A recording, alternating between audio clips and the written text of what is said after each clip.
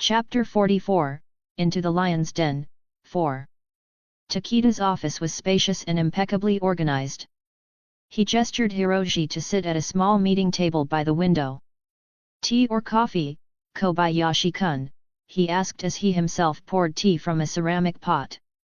The director's hospitality was textbook, but his eyes were probing over his wire-rimmed glasses. "Tea, thank you," Hiroshi replied, folding his hands to hide a slight tremor. He accepted the cup, taking a careful sip. There was a silent pause as Takeda sat opposite, steam curling between them. The Tokyo skyline glinted outside. "I wanted a quick chat to get to know you," Takeda began evenly. "We don't often get someone of your unique background in an assistant director position. Frankly, it's unprecedented." He smiled, but the words were pointed. "You can imagine there's some curiosity among the staff." Hiroshi nodded vigorously. "Of course. To be honest, sir, no one is more surprised than me. I fully expected to start as a junior analyst or something. When I got the call that I was being promoted straight here, well," he chuckled as if self-deprecating, "I thought it was a prank." That part wasn't far from true. He had been shocked when Makima told him. Takeda studied him, tapping one finger on the table thoughtfully. "But you did have overseas experience, yes? With PSIA's scholarship program, I was told." "Why yes," Hiroshi lied blithely, "since Makima's cover file said so. Finished top of my class at Tokyo Uni, did a year at Oxford. My focus was security studies. Then I was doing research work in Europe attached to an embassy, nothing field-related." He gave an embarrassed shrug. "I suppose someone upstairs thought bringing in a fresh perspective might help with everything that's happened." He lowered his eyes, feigning discomfort at referencing the troubles. Takeda's teacup paused mid-air. "Everything that's happened," he echoed quietly. His jaw tightened a fraction. "Yes. The lab incident, the leaks, a dark time for us." His face was a mask of professionalism, but Kurla's empathic signal to Hiroshi was subtle alarm. Takeda's emotional state had flickered through guilt or fear at that moment. It was like a whiff of smoke that vanished immediately. Takeda sipped his tea, then gave a paternal smile. "I will be candid, Kobayashi-kun. There are many agendas at play in HQ now. You have Makima's backing and someone in the cabinet that gives you clout. But I'd advise you to tread carefully, learn the lay of the land. Some of the old guard might be resistant to sudden changes, even if you have good ideas." Hiroshi put on an earnest, slightly wide-eyed expression. "I appreciate the advice, Director. I have no intention of making waves. Honestly, I'm just grateful for the opportunity and I want to do well. My family name carries expectations." He laughed nervously to sell it. "I'd rather not embarrass my uncle or Makima-san." Takeda seemed to relax a bit and even chuckled. "Understandable. Just remember that here in PSIA, loyalty is earned through service. Do your job diligently and people will accept you in time." He then leaned forward, voice lowering conspiratorially. "If I may, one more thing. You'll hear rumors this branch went through a witch hunt after the lab betrayal. Some junior folks were accused, careers ruined on suspicion. Makima meant well, but it created a lot of resentment internally. Morale is fragile." He clasped his hands. "Be mindful of that. If you go digging into every corner right away, some will bristle. I'd hate for you to face hostility out of misunderstanding." There it was a gentle warning. Or was it a threat? Hiroshi couldn't be sure. Takeda was essentially telling him, "Don't snoop where you shouldn't, kid." The traitors among us, if Takeda was one, would prefer he keep his nose out of the shadows. Hiroshi maintained a thankful expression. "I see. I will definitely be careful. The last thing I want is to disrupt the work being done." "Thank you, Director Takeda, truly." He bowed his head. In his mind, he thought ironically, "Don't worry, I'll only dig under the cover of darkness. Daisy sent a soft pulse of approval to him. She'd caught enough of Takeda's subtext by reading his mind from afar now. He's wary of you, she confirmed silently. He's wondering if you're Makama's watchdog. Good, let him wonder but not conclude. After a bit more small talk, Takeda dismissed Hiroji with a courteous pat on the shoulder. Now, I'm sure you have plenty of settling in to do. My secretary will help you with anything, and we'll see you at the end of day debrief. The branch had short director-level stand-ups near 5 p.m., apparently a perfect chance for spies to spy on spies all over again. Hiroji returned to his own office feeling like he'd walked a tightrope. The moment his door closed, Kurla Akemi hopped off the chair and hurried to him, concern evident on her face. He crouched and gave her a quick scratch behind the rounded horns on her head. I'm okay, he whispered. She had sensed his stress, no doubt. In the privacy of the quiet office, Daisy finally shimmered into visibility, stepping out from behind a cabinet where she'd cloaked herself. Alakazam appeared as well with a brief psychokinetic flicker, having teleport directly inside once he knew it was clear. Hiroji exhaled and allowed himself a tired grin to his psychic team. Well done, all of you, he murmured. In response, Daisy inclined her head gracefully, and Alakazam gave a sage nod, twirling one spoon between his fingers.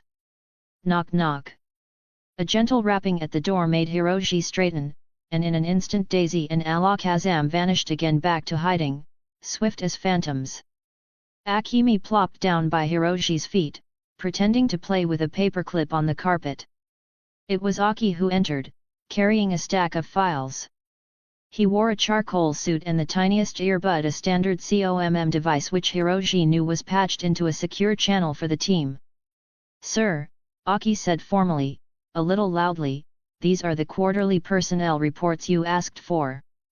He placed them on the desk, then, pretending to adjust the files, he spoke under his breath, too low for any bug to pick up, and Daisy was jamming any hidden mics anyway.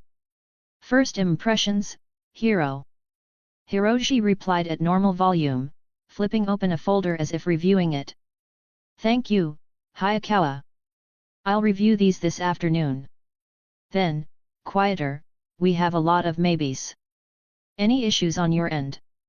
Aki's face remained impassive for any potential onlookers through the window. He whispered, someone's definitely been tampering with records. I tried pulling the full list of employees who were at the lab on the day of the heist, found 3 entries with odd access denial flags. Could be nothing, or someone scrubbed them. He cleared his throat and added louder, also, Director Takeda suggested focusing on Section E's reports first. Then softer, Himeno's working on those names directly with HR cover. We'll get them. Hiroji nodded, eyes on the papers. Excellent. Please thank Director Takeda for his guidance. And in a mere breath, watch him. Aki's eyes flickered. He understood. With that, Aki excused himself. As the day progressed, the team quietly set to work across the branch. Each of them blended into the background of their departments, becoming ears and eyes. In the analyst bullpen, Kobani peered at her computer screen with feigned confusion. A senior analyst kindly came over to help the new hire, giving Kobani cover to ask innocent questions. As she stumbled through a data query, her sharp eyes caught a coworker hastily closing a chat window whenever someone neared a coworker who, Kurla sensed from afar, radiated anxiety whenever certain foreign intel codes came up. Kobani noted his name with trembling fingers. Her heart pounded, but she recalled Himeno's gentle encouragement that morning, "You've got this." She did not have Daisy or Akemi by her side, but she knew to trust her own wit. By lunchtime, she had already flagged an unusual pattern.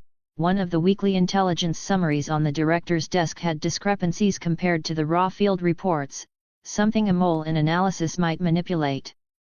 It was subtle, but Kobani's quick mind and fear-driven diligence caught it. She covertly messaged Madoka the details via the secure app, Report 7 mismatched. Possible edit by X. And in her cubicle, she practiced breathing slowly so as not to look as terrified as she felt every time a supervisor walked by. "I won't run away," she reminded herself, repeating the promise she'd made. Down in archives, Angel meandered through rows of file cabinets with an armful of documents and an expression of utter boredom. Anyone observing would think the poor guy was stuck with a newbie's most tedious chore, which was exactly what Angel wanted them to think. In truth, his keen eyes were scanning file labels at lightning speed. He cross-referenced dossiers Makima had given him about past political figures and incidents tied to the betrayal. If a file was missing or out of place, that itself was a clue. At one point, he accidentally spilled a stack of papers near a fellow archivist's desk, and as they helped him gather them, he casually noted the open spreadsheet on their computer listing recent file access logs. A quick glance, a photographic memory snapshot later, Angel would relay to Madoka which sensitive files had been accessed by unexpected personnel. Angel sighed and yawned often, even as his mind raced. When a pair of chatting employees wandered near, gossiping about the new assistant director, Angel leaned against a shelf, eavesdropping. "He looks like a deer in headlights," one man snickered. "Probably here to pad his resume, then bounce to politics." The other muttered, "Humph, if the old man Takeda doesn't eat him alive first." Angel suppressed a smirk. They had no clue the deer had fangs in the form of telepaths. Still, the reference to Takeda's temperament intrigued him. He made a note to mention it in the debrief. On his way out, Angel made sure to leave a few misfiled decoy folders for any prying traitor who might watch him, false leads suggesting Makima had him digging into outdated cases. "Let the enemy chase ghosts," he mused. In the tech department, Madoka sat at a console, typing away with methodical calm. Around him, other IT personnel paid little heed. He was just the bespectacled new transfer running security diagnostics. Madoka's fingers, however, danced on a second keyboard under his desk, a secure laptop configured by Makima's best hackers. Through it, Madoka was quietly querying internal databases. Each search was carefully obfuscated to appear routine, pulling email archives related to benign keywords, then using a cipher to filter them for codewords the team suspected, like Jackal, which Kishive's intel had surfaced.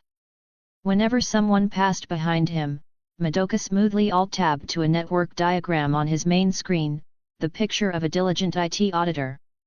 He muttered complaints about outdated firewall protocols to add authenticity. At one point, his hidden scans triggered an alert someone else in the network was running a high-level query on him. "Well now," he whispered, adjusting his glasses. Instead of shutting it down, Madoka let it through while sandboxing his real data. The query traced back to an account in internal security. Perhaps Chief Hasegawa's people running a check on the new guy? Or a mole trying to see what this IT specialist was up to. Either way, it meant someone was nervous about new faces in tech. He filed that tidbit and sent a coded ping to Aki, possible ISO watch on newbies. Meanwhile, Daisy occasionally fed him snippets of conversations from around the building relevant to his domain, like hearing two techs quietly complaining that the analyst guys keep asking about the backup servers, which tipped Madoka off that a particular analyst, possibly one Kobani noticed, might be snooping where they shouldn't. Piece by piece, Madoka wove the threads of data together. In a subterranean firing range, Denji and Power made their loud debut. The two had been assigned a familiarization training session, supervised by a skeptical range officer. Denji blasted away with a standard-issue sidearm, hitting decent grouping on the target but grinning like he was at an amusement park. Power, meanwhile, kept up a stream of boasts that she didn't even need a gun to annihilate enemies and that this was a waste of time, until the range officer barked at her to focus, wiping the smirk off some nearby agents' faces who had been laughing at the brash redhead. In their apparent horseplay, the duo served an important function, drawing attention. A few agents gathered behind the firing line to watch the reckless newbies, and Denji obligingly played the fool, overdramatically blowing the smoke from his pistol barrel and asking if he could shoot two guns at once. As a result, nobody noticed when Kishive, present under pretense of evaluating their performance, slipped away for a few minutes into the facility's armor vault. There, the old hunter noted an inventory log on a clipboard, a recent requisition of tranquilizer darts and experimental suppression collars, the kind used on Pokémon. Odd for HQ to need those. Kishive wasn't touchy, so he simply memorized what he saw and would share it later. Returning to the range, he found Denji now engaged in a friendly spat with another young field agent about who could hit more bullseyes in 1 minute. Power cheered loudly for Denji, who whooped and started firing rapidly. In the commotion, Kishive sidled up to a stern man in a tactical vest who'd been watching. "Your thoughts on the newcomers, Lieutenant?" Kishive asked gruffly. The man shrugged. "They're raw, sir. Might shape up. The boys got guts at least." Kishive nodded, noticing the lieutenant's guarded stance. The veteran could smell a lie in the sweat that soldier was hiding, irritation or concern. About what, he wasn't sure. Perhaps the spectacle, or something else. Kishive made a mental note and barked at Denji and Power to wrap it up, calling them lunatics with just enough affection that a few onlookers chuckled. As they exited, Denji whispered, "Did we do good, Gramps?" and Kishive gave him a quick pat on the shoulder. "You were ridiculous. Nice job." Over in HR, Himeno sat in on a routine hiring panel interview, her role being to evaluate psychological suitability. It was mundane work that let her exercise her cover legitimately. During a break, she roamed the halls with a cup of tea, casually chatting up staff in the lounges. With her easy smile and approachable air, she soon had a small circle of employees from various sections talking freely about their weekends, office gossip, and inevitably, the new assistant director. "He's adorable," one younger woman from accounts giggled. "I expected someone older." A bespectacled fellow from internal security frowned. "Adorable or not, I hope he's not here to lead another witch hunt. We can't go through that again." Himeno blew on her tea. "Witch hunt?" she echoed innocently. The man lowered his voice. "After the lab incident, Makima herself interrogated a lot of folks. Good people were treated like traitors. It hurt morale bad." A data clerk chimed in, "My friend in analysis almost quit. They had her under a microscope just because she had an uncle in the States. It was crazy." Himeno nodded sympathetically, filing this insight. Resentment toward Makima's purge tactics lingered, something traitors would surely exploit to hide among genuinely offended innocents. She made a point to reassure them, "I'm sure Kobayashi-kun isn't here for anything like that. He seems too mild, if you ask me." Internally, she smirked, if only they knew. As the others laughed and agreed that he looked harmless, Himeno glanced at the internal security man. He was stirring his coffee rather hard. She caught his name from an ID badge, Tagawa. Kurla wasn't nearby to sense him, but Daisy was monitoring through Himeno's earpiece. Later, Daisy confirmed to Hiroshi that Tagawa's name was connected to one of the flagged anomalies in security logs Madoka found. A link, one of many they were beginning to weave into a tapestry. Chapter 45, Into the Lion's Den, v. All through day 1, Hiroshi drifted through various parts of the HQ, making himself visible and approachable. He popped into the analysis office to see how the heart of Intel works, delivering a tin of expensive cookies ostensibly from his family as a goodwill gesture. This made Kobani's colleagues immediately warm to the sweet kid, and in their subsequent chatter Daisy caught one analyst thinking, "He's too nice. No way he's here to audit us," exactly the impression Hiroshi wanted. He ate lunch in the common cafeteria, deliberately choosing a seat amid some junior staff and engaging in self-deprecating small talk about how he got lost twice that morning. "This place is a maze," he joked, earning a few chuckles and tips on navigating. While he laughed over his rice bowl, Daisy, sitting invisibly at an empty table nearby, schemed the surface thoughts of everyone around him. Most were innocuous: sports, workloads, one daydreaming of a date. But one man at a far table kept looking over, barely touching his food. His mind betrayed his tension. If he investigates case 112, I'm done. I need to stall. Daisy relayed that nugget. Case 112, whatever that was, shot to the top of Madoka's list to quietly check.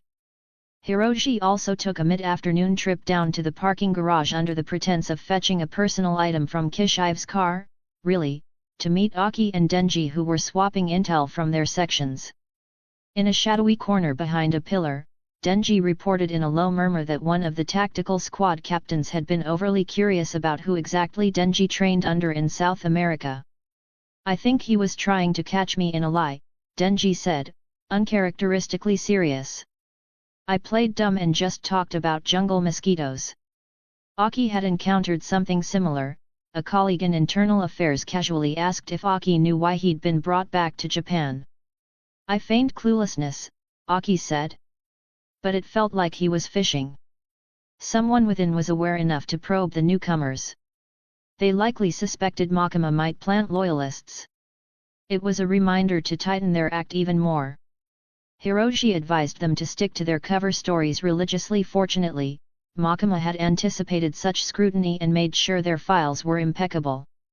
If a mole checked, they'd find nothing out of place. Madoka had even created dummy email correspondence to simulate Denji and Power's training assignments abroad. Still, it meant the enemy was starting to worry.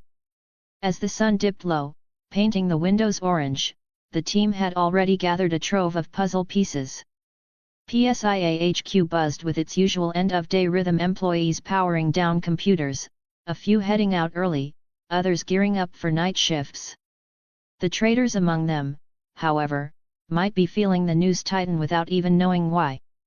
Hiroshi made another round on the exec floor, poking his head into a few offices to say goodbye for the evening. In one such drop by the foreign liaison's office, he noticed the man hastily shuffling papers on his desk and a browser window closing with what looked like an embassy email draft.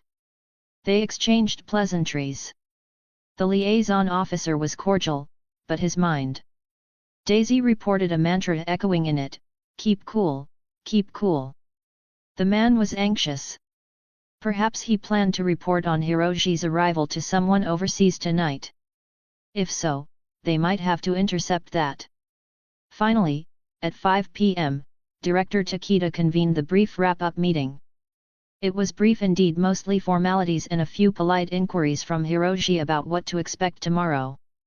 As they dispersed, Takeda patted Hiroshi's back and said, "Good first day. Don't let them overwork you." To an observer, it was mentorship. To Hiroshi, it sounded like "please stay out of our way." Hiroshi just smiled gratefully. By 6 p.m., most staff had left. One by one, the undercover team members also headed out, careful to stagger their departures. They each had instructions either to return to the secure safehouse or, in Hiroshi's case, to his hotel suite to avoid clustering together in public. The enemy might not know everyone on the team, but better safe than sorry. Hiroshi lingered a bit in his new office, organizing papers as cover for being one of the last to leave. Truthfully, he was giving Daisy and Alakazam time to finish a sweep after hours. With the corridors emptying, the two psychic Pokémon floated silently through sensitive rooms, scanning for any obvious traps or signals.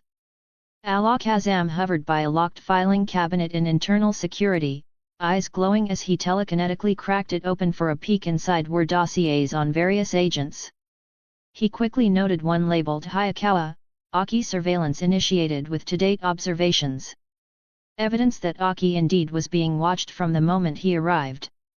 Alakazam snapped a mental photo and closed it gently, no trace left. Daisy, meanwhile, phased through the wall of the director's private office next door, taking care not to disturb a single paper. She found Takeda's computer still on, screen locked. Extending a finger, she released a minuscule psychic pulse into the machine, temporarily disabling its network for a few seconds, and in that window, extracted a cached copy of his email inbox to later decrypt with Madoka's help. If Takeda was communicating with traders, that would be gold. She then slipped out just as quietly. "All clear." The reinforced steel doors of PSIA Kanto's headquarters hissed shut behind him with a soft pneumatic sigh. Hiroshi stepped into the cool night air, hands in his coat pockets, Kurla trailing quietly at his side like a student behind a professor. The electric blue light of a street lamp flickered above, casting fractured shadows across the pavement. He glanced up. No drones in the air. No tails he could see. But the prickling behind his neck hadn't left since he powered down his work laptop at his office desk 20 minutes ago. That terminal government-issued, sanitized, and monitored was a trap of his own making. Every file he clicked, every window he opened, every breadcrumb he laid would soon begin to whisper through the PSIA grapevine. He hadn't needed to hack anything yet. He was the bait. And from tomorrow, some of the smarter fish would start to circle him with wide smiles and shallow questions.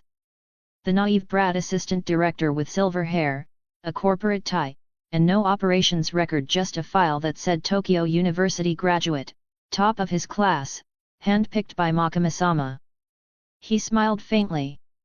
He had played the role to perfection today, slow, affable, slightly pampered, more concerned with seating charts and diplomatic events than national security.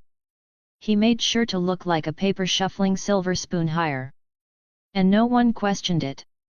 They even offered to buy him dinner. They had no idea.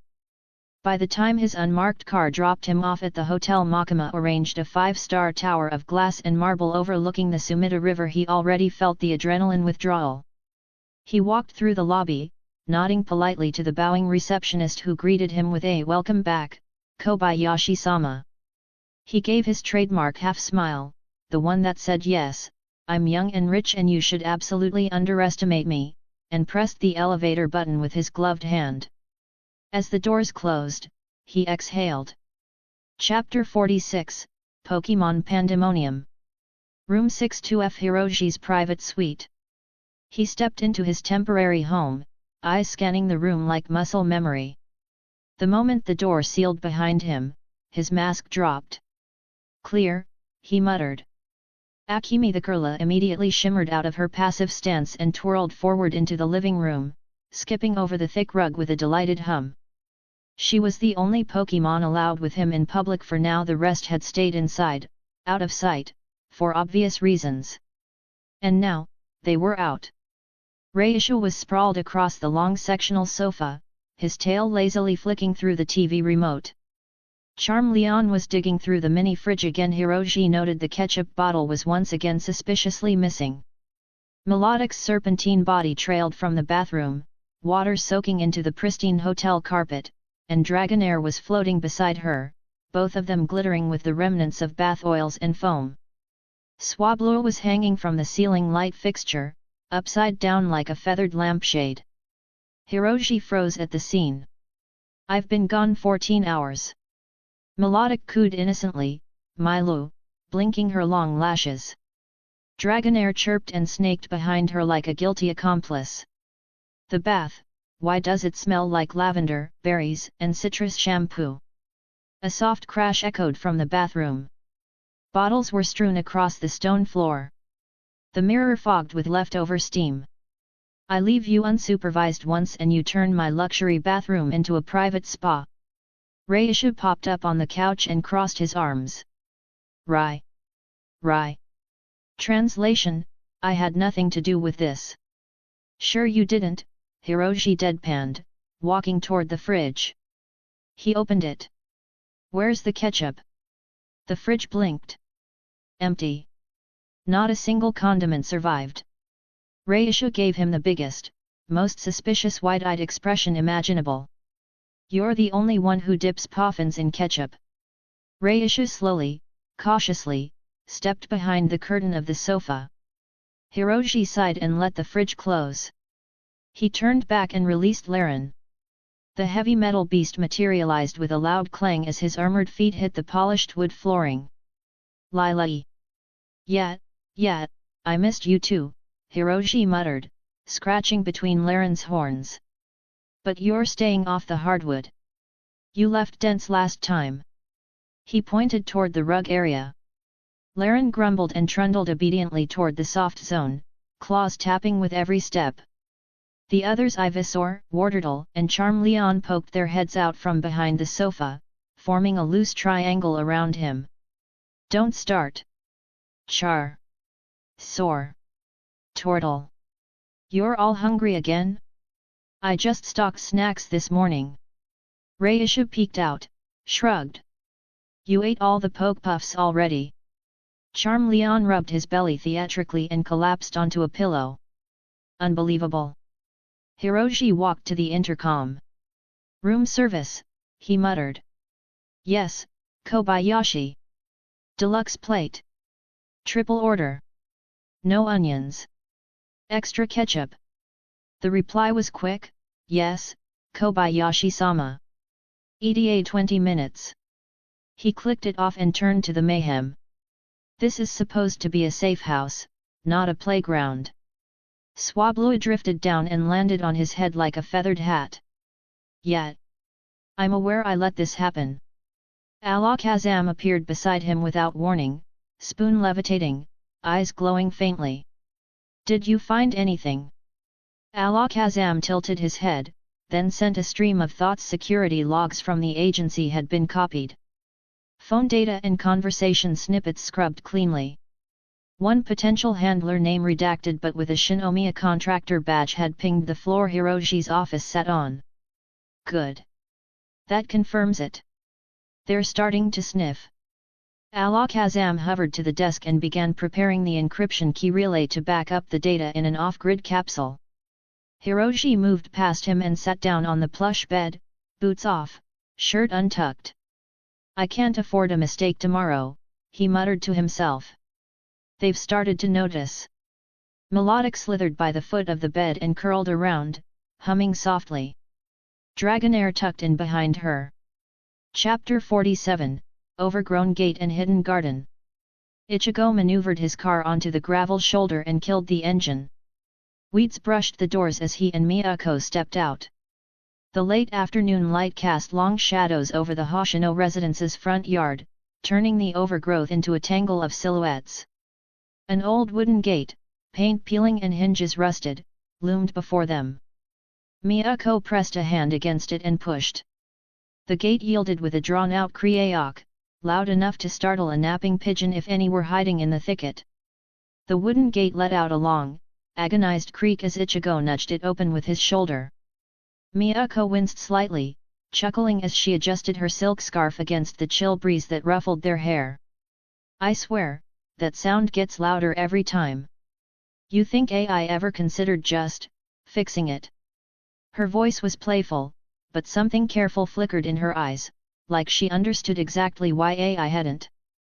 Ichigo let out a dry laugh, stepping cautiously over a tangle of roots and ivy that had long reclaimed the front path. That gate's the first line of defense.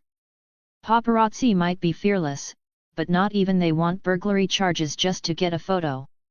Or a nasty case of poison ivy, for that matter. Miyako's lips twitched upward, eyes crinkling softly. You're cute when you try logic, Ichigo. But you and I both know AI just can't bring herself to change what those two left behind. Her voice dropped slightly, gentle with understanding. It's not security, it's memory. They stepped through and were greeted by an eerie quiet. The front yard was a small jungle, knee-high grass, wild vines clinging to a leaning trellis, and a camellia bush gone feral by the fence. A paper lantern from some past festival hung askew on the porch, swaying in the breeze. The house beyond stood 2 stories tall with wood siding faded to a patchy grey. It might have looked abandoned if not for the faint laughter drifting from somewhere inside.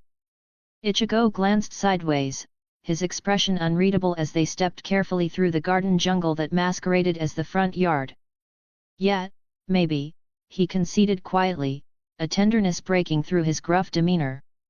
It is AI, after all. Sentimental is her default setting. As they walked, the air changed. The smell of damp weeds gave way to something sweeter. The last slanting rays of sun slipped past the eaves and illuminated a hidden oasis unfolding behind the house. Miyako's breath caught. Tucked behind the dilapidated exterior was a vibrant berry garden. Neat rows of planters and raised beds overflowed with foliage. Plump oran and citrus berries dangled from carefully pruned bushes, their skins catching the golden light. A trellis supported climbing vines speckled with bright nanab berries. In one corner stood 2 young apricorn trees, their trunks slender but sturdy, bearing a handful of hard, gourd-like green and yellow apricorns amid dark leaves. The grass here was trimmed and soft underfoot, and a low wooden bench sat facing a tiny koi pond at the garden's center. It was as if they'd stepped into another world, warm, orderly, and secret. Miyako's breath caught audibly. "Every single time I see these berry bushes," she murmured in genuine awe, letting her fingertips lightly graze the glossy leaves of an oran berry plant, vibrant fruit nestled securely beneath. "Hard to believe these magical, bioengineered berries thrive right here, Ichigo." He raised an eyebrow, inspecting a ripe pecha berry glowing gently in the afternoon sunday. "Miyako, you've said that exact sentence for the past 7 years. You ever get tired of marveling at them?" His voice had a gentle humor. Miyako's smile turned playful as she shot him a side eye. "And yet, every year you sound just as surprised when you complain about it." "Fair," Ichigo admitted with a grudging smile, plucking a small twig from a nearby branch and rolling it thoughtfully between his fingers. "Still, you have to admit it's wild. These apricorn trees alone." He gestured toward 2 slender trees standing near the back fence, their branches heavy with the small, hard green apricorns prized in secretive labs and among the elite. "Who even knows how AI got them to flourish back here?" Leaving the garden, Ichigo and Miyako approached the back porch. The sliding glass door was partly open, a sheer curtain fluttering with the evening breeze. Ruby and Aqua's laughter was clearer now, punctuated by AI's warm, playful voice. Rather than circle back to the front, Ichigo carefully stepped inside through the back. Miyako followed, both of them instinctively quieting their footsteps so as not to break the spell of the moment. The interior of the house was a world apart from its exterior. Sunlight spilled through large windows, illuminating an open-plan living area with polished hardwood floors and walls painted a gentle cream. The furnishings were modern and minimalistic, as if lifted from an IKEA catalog but given life through personal touches. A low grey sectional couch hugged one corner beneath a trio of framed childlike finger paintings, proud splashes of color clearly made by little hands. Across from the couch, open modular shelves held an array of picture books, a few action figures, and neatly arranged potted plants. A spiral staircase of light ash wood sprang upward near the far wall, its design sleek and space-saving, leading to the second-floor bedrooms. Just beyond the living area lay the kitchen and dining space. The cozy kitchen was delineated by a black granite-topped island and natural wood cabinetry. Copper pots and pans hung from a wrought iron rack above the island, catching the light with a muted glow. A long farmhouse-style dining table, scarred with a few crayon marks here and there, anchored the dining area beside a bay window that overlooked the berry garden. The scent of home, faint vanilla and something savory, lingered in the air. It was warm, lived in, and welcoming. The small grocery bag rustled quietly as Miyako placed it down on the side table by the door. Her eyes fell on the tiny pair of sneakers, hastily discarded at odd angles. She nudged them neatly with the side of her foot, her gaze softening slightly. "You'd think we're running a daycare here," she murmured, tone dry and amused. Ichigo snorted quietly, pulling his jacket off in one smooth movement. Folding it carefully over his arm, he took care not to trip on the bright red building block, innocuous yet potentially hazardous, that lay in wait by the entryway rug. Ichigo regarded it skeptically, then shot Miyako a sideways look, eyebrow raised. "Better watch your step," he advised dryly. "Seems the builders left some traps." Miyako suppressed a laugh behind her hand, eyes scanning for signs of the little culprits. "Oh, I'm fully prepared for an ambush," she replied softly, stepping around another block, the faint clinking of Lego pieces audible underfoot. "What kind of fortress do you think we'll find today?" They moved quietly toward the living room, following the trail of scattered toys and the muffled giggles drifting into the hallway. As the space opened up before them, Ichigo paused, quietly taking in the sight. Chapter 48, Hoshino Family. Miyako bit back a laugh, glancing sideways at Ichigo as she nudged a Lego piece aside with her toe. I'm fully prepared for an ambush. You think we'll survive whatever fortress they built today? Ichigo just grunted, surveying the chaos ahead. I'd settle for making it to the couch in one piece. He stepped over a trail of wooden blocks, then paused at the living room threshold, mouth quirking. Look at her. Japan's idol queen, terror of ticket sales, reduced to dragon duty. On the rug, Ai sprawled on her hands and knees, her ponytail already halfway undone. She didn't look up, she was too busy gasping in mock horror. No, not ultra super wrath. Spare me, oh mighty knights. She flopped sideways, pressing a hand to her heart, milking the drama. Ruby, sword aloft, grinned fiercely. We're heroes, mama. Give us the princess and you can go free. Aqua, his colander helmet wobbling so low it nearly blinded him, puffed out his cheeks. And, don't come back. Or else. Ai surrendered instantly, shoving the battered plush princess across the rug with theatrical reluctance. You win, you win.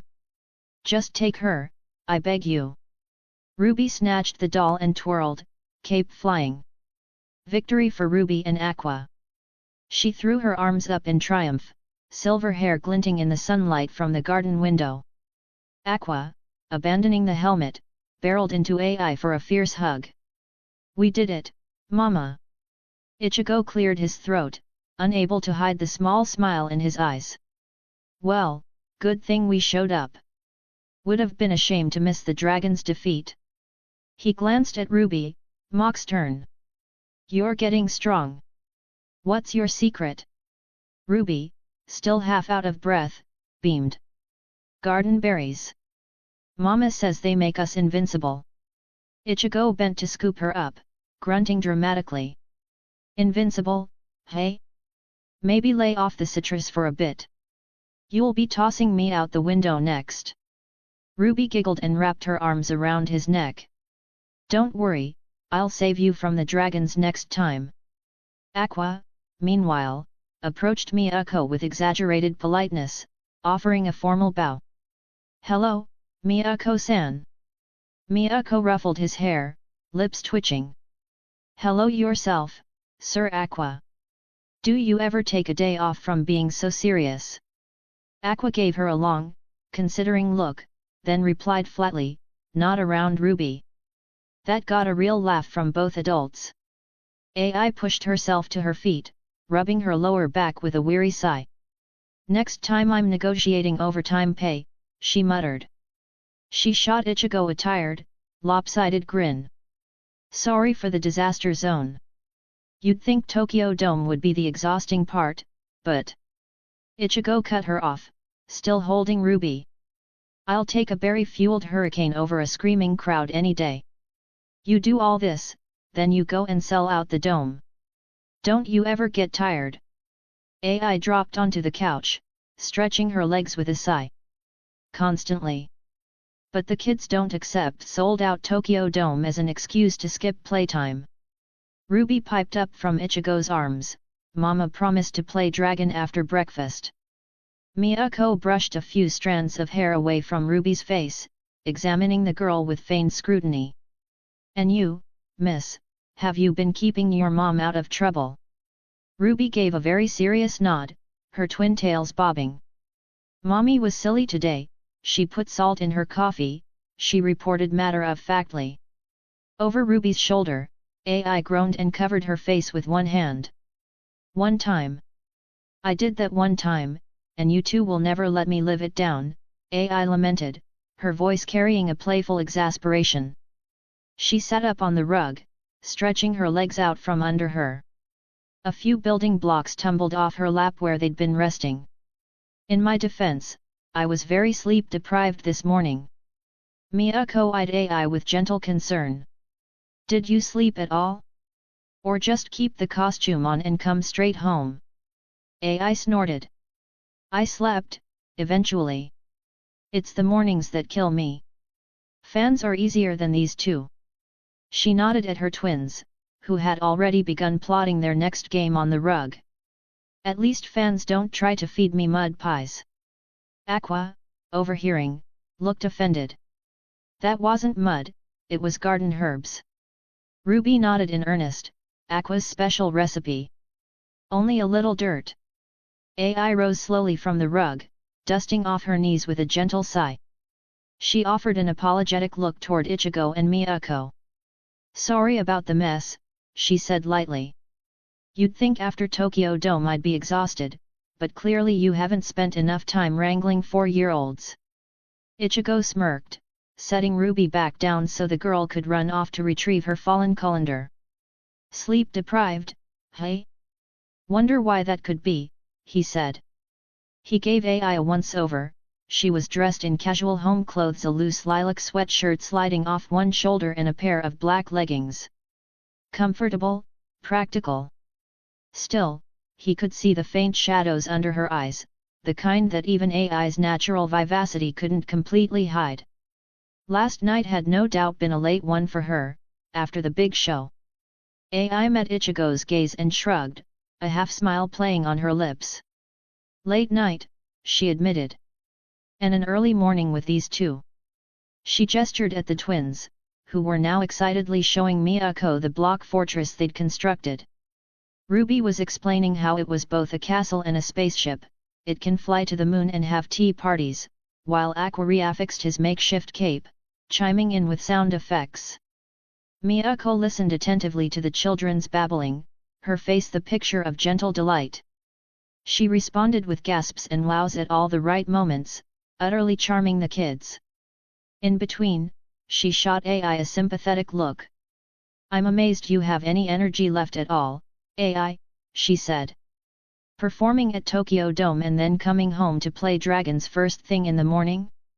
I'd be a zombie.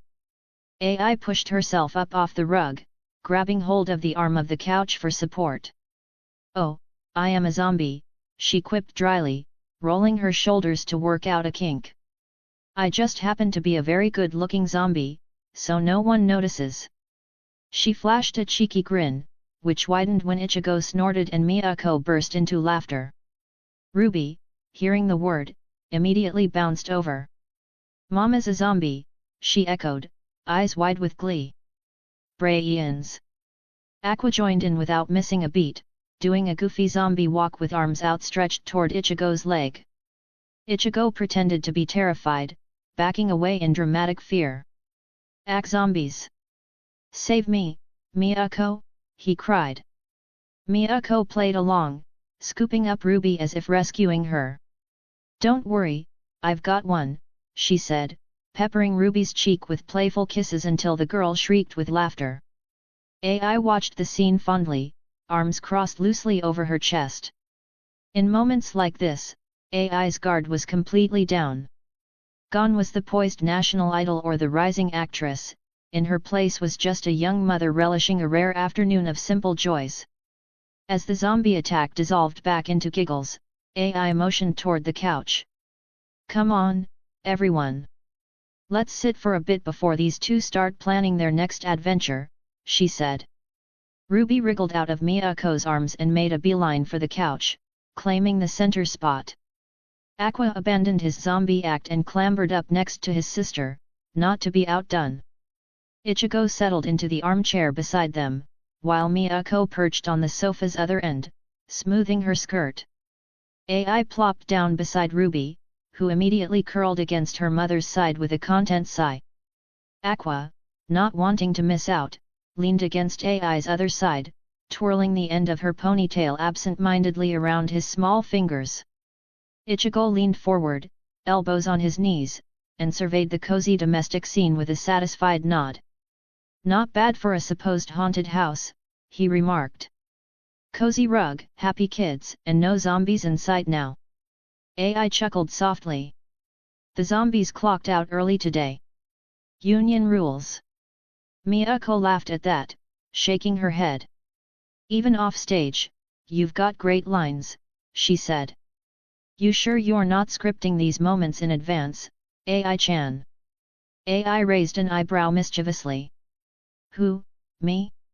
Planning things ahead. She put on an exaggerated air of offense. I'll have you know I only plan my concerts meticulously. My personal life is clearly an impromptu comedy routine. That earned a good laugh from everyone, and AI basked in it briefly, the sound of loved ones laughing together in her home, perhaps an even sweeter melody than the thunderous applause of Tokyo Dome. As the laughter ebbed, a comfortable quiet settled over the living room. The twins had shifted their attention to their own socks. Ruby was demonstrating to Aqua how to make a sock puppet talk, their giggles now a softer backdrop. Ichigo cleared his throat gently. His eyes met AI's, and she knew that look. It was the look that meant let's talk about it. AI gave a tiny nod, bracing herself a little. She had been half expecting this conversation since the moment Ichigo and Miyako arrived. Miyako didn't wait. She sat forward slightly, eyes lighting up with that half-disbelieving excitement still riding her system. AI. Last night. Tokyo Dome. AI blinked, as if pulled from a fog. Yet, she said simply. Ichigo leaned back in the armchair, arms crossed. His smile was small, but it was real. It actually happened. You stood there. Center stage. And we weren't just watching it from the pit like we've done for the last 10 years, we were running the damn thing. Miyako exhaled sharply, then let out a laugh that cracked partway through. You don't know how many times I ran that scenario in my head. Back in my 20s, I used to rehearse press statements in the shower. Yes, our agency is honored to debut a full production at Tokyo Dome. She waved her hand like a tired news anchor. AI smiled faintly, eyes soft. Did the imaginary reporters treat you well? Oh, they adored me, Miyako said dryly. They all asked about my skincare routine. Ichigo cracked a laugh at that. Yet, well, my dreams were more realistic. I used to wonder if we'd even have an artist capable of filling the dome. Not sell it out, just survive the pressure without vomiting on stage. AI gave a snort of laughter. Charming. It's not untrue, Miyako muttered, her smile dropping into something more serious. But you did it, AI. You went out there. No big-name sponsors. No commercial machine behind us. Just you. And maybe that anime studio, but hell, you own part of that. AI looked down at her lap, where Ruby had stuck a sock over her own foot again and was trying to make it eat Aqua's. Mappa, she said absently. They didn't ask for logo space, they didn't even promote it. They just handed over a silent check, and that was it. So it doesn't count. Dome was, all ours. Ichigo's voice lowered. Yet. Ours. Took us damn near 12 years to get there. The air shifted. Not heavy. Just dense with something old and intimate and unsaid. AI glanced at them both. You two were chasing the dome before I was even out of middle school. Ichigo snorted. Before I hired you and nearly got arrested by Inori-san's Yakuza friends for harassing a minor, yet. AI couldn't help it, she burst out laughing. God, I remember that. She showed up in a lab coat and heels, chewing gum like a gangster, and asked if I was being coerced into a talent agency scam. Miyako covered her mouth, laughing hard now. That was the first time I saw Ichigo look like he was gonna cry. He told her he was scouting new talent and she told him she had 3 knives in her purse. She did, Ichigo muttered. One of them was a surgical scalpel. I've never been so scared in my life. AI giggled, leaning into Ruby. And then she pulled me aside and said, he's a weasel, but he's got a good eye. Just don't let him handle your contracts without me. She wrote your first contract, Miyako reminded her. In pen. On a napkin. She added a death clause, Ichigo grumbled. And a 30% take for herself, AI added, laughing now, full-bellied. Honestly. Miyako wiped at her eyes, half laughing, half teary. I miss her. Yeah, AI said quietly, looking down at the sock puppets. Me too. Chapter 49, Hoshino Family, 2. Well, she said, voice light but edged with intent. Now that your lifelong fantasy of seeing me perform at Tokyo Dome is fulfilled, we can finally start winding things down, right? Like we planned. Ichigo didn't even look up. TCH fantasy? You're the one who turned the dome into a shrine, not me. He lifted a brow, finally glancing at her over the rim of his glasses. But yet. Less tours, no more grueling rehearsals for stage shows. Excuse your schedule with filming dates, brand shoots. The usual smoke and mirrors. Miyako leaned in from the armrest, tone playful but knowing. We ease you out gradually. Everyone thinks you're still doing everything while you're already 3/4 out the door. Ichigo nodded, scratching his chin. Honestly, it's the smartest move. Most idol careers? Burn bright, burn out. Best case? 25 and they start talking about you like a relic. You've got a kid fanbase that'll grow up, and adult fans who only get more obsessive. He paused meaningfully. Better to pivot while you still have control. AI leaned back with a satisfied sigh. Good. Because I have more scripts I want to act in anyway. Miyako straightened immediately, eyes lighting up. Wait, your scripts? Or his? Ichigo looked up from the tablet, suddenly paying attention. Hold on. You mean like Tokyo Story? Those kinds of scripts? AI gave them both a wry little smile and rose from her seat, padding barefoot across the living room to a small drawer tucked beneath the low TV cabinet. She pulled out a thick folder unmarked, bound with an old elastic band frayed at the edges. She sat back down and opened it with a reverence that had become second nature. The papers inside were neatly ordered, some yellowed with time, others freshly printed copies of old handwritten pages. This one, she said, carefully sliding out the first script. It's called Train to Osaka. Horror. And ambitious. Ichigo and Miyako leaned in instantly. Horror? Miyako asked, flipping to the first page with interest. A thriller, AI clarified. But it's not just about jump scares. It's set on a Shinkansen train. Overnight. A blacked out route. And there's something wrong on board. Passengers start disappearing one by one. But the horror's not just supernatural. It's also in the social breakdown. What people turn into under pressure. Ichigo schemed a few pages, his brow creasing. This dialogue's brutal. In a good way. Miyako was already on page 6. There's political bite to this too. These passengers, the old man, the influencer, the girl from the north, this isn't just horror. It's commentary. Subtle, but sharp. AI nodded slowly. He wrote it when he was 12. Ichigo froze. Bullshit. Miyako looked up, stunned. 12? Are you serious? AI didn't even blink. Yup. He wrote the first draft during winter break. He hid it behind the textbooks in his room. Ichigo stared at the pages. That guy was on another level. No, actually. Miyako whispered, we've been sitting on this all these years. I told you I had more.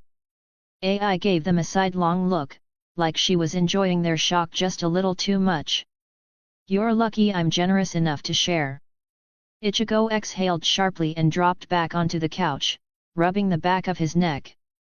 Forget Tokyo Dome. This, he tapped the thick script pages AI had handed over, this is going to be the one that changes your image completely. You shoot this, AI? You won't just be a former idol turned actress. You'll be an actress, full stop. AI raised an eyebrow, folding her legs up on the other end of the couch. Bit bold, don't you think? Bold. Ichigo scoffed, flipping back a few pages. It's a psychological chamber drama with exactly 3 characters and a gas leak. It's suicidal unless the cast delivers, but if it works. He trailed off and gave a low whistle. If it works, you're walking out of that theater a goddess. Miyako, perched cross-legged on the rug beside the coffee table, was already halfway through the next scene. We'll need a hell of a director, she said without looking up. And a cinematographer who knows how to handle claustrophobic tension. Long takes. Minimalist blocking. Naturalistic lighting with just the right amount of distortion. AI smirked. Already have someone in mind. I met her during the last indie shoot I did. Small studio, barely any budget, but serious talent. She's got an eye for mood, very intuitive with actor space. Best lighting instincts I've seen since Pseudo. Yet. Ichigo tilted his head, intrigued. Name. Ajino Naoko. She mostly does festival stuff. No commercial breakthrough yet. Miyako hummed approvingly. Undiscovered genius. Even better. We can afford her. Ichigo let out a soft laugh, more disbelief than amusement. I still can't believe that brat was 12 and already scribbling layered psychological horror with a perfectly timed third act reveal. Excuse me, AI sat up straighter, pointing a mock-offended finger at him. I was 12 and brilliant, thank you very much. Brilliant and insufferable, Ichigo countered, deadpan. Hey! The protest didn't come from AI. It came from the living room floor, from within a mound of couch cushions and throw blankets near the TV stand. A tiny hand poked out, clutching a folder. Then came the unmistakable voice of Ruby, triumphant and scandalized all at once. You wrote this? AI's eyes widened. Oh no, Ruby, where did you get that? Ruby emerged fully from the fortress she had built earlier, the thick black folder now in her lap. Her silver hair was tangled from rolling around, one of her barrettes missing. She flipped through the pages gleefully like she'd found a secret treasure. Ichigo leaned back, already smirking. Oh boy! Here we go! Ruby squinted at one page, then began sounding it out slowly. Bo, ku, no hi, ro. Aca Tamiya? Is this a school story? She held up the page. Is this one of Papa's?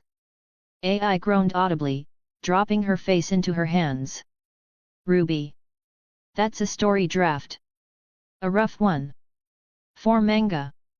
Not for you. There are manga in here. Aqua's head popped up from behind the couch, curious and already on his feet. Ruby held up the page triumphantly. It has pictures too. Look, Mama, this one's funny.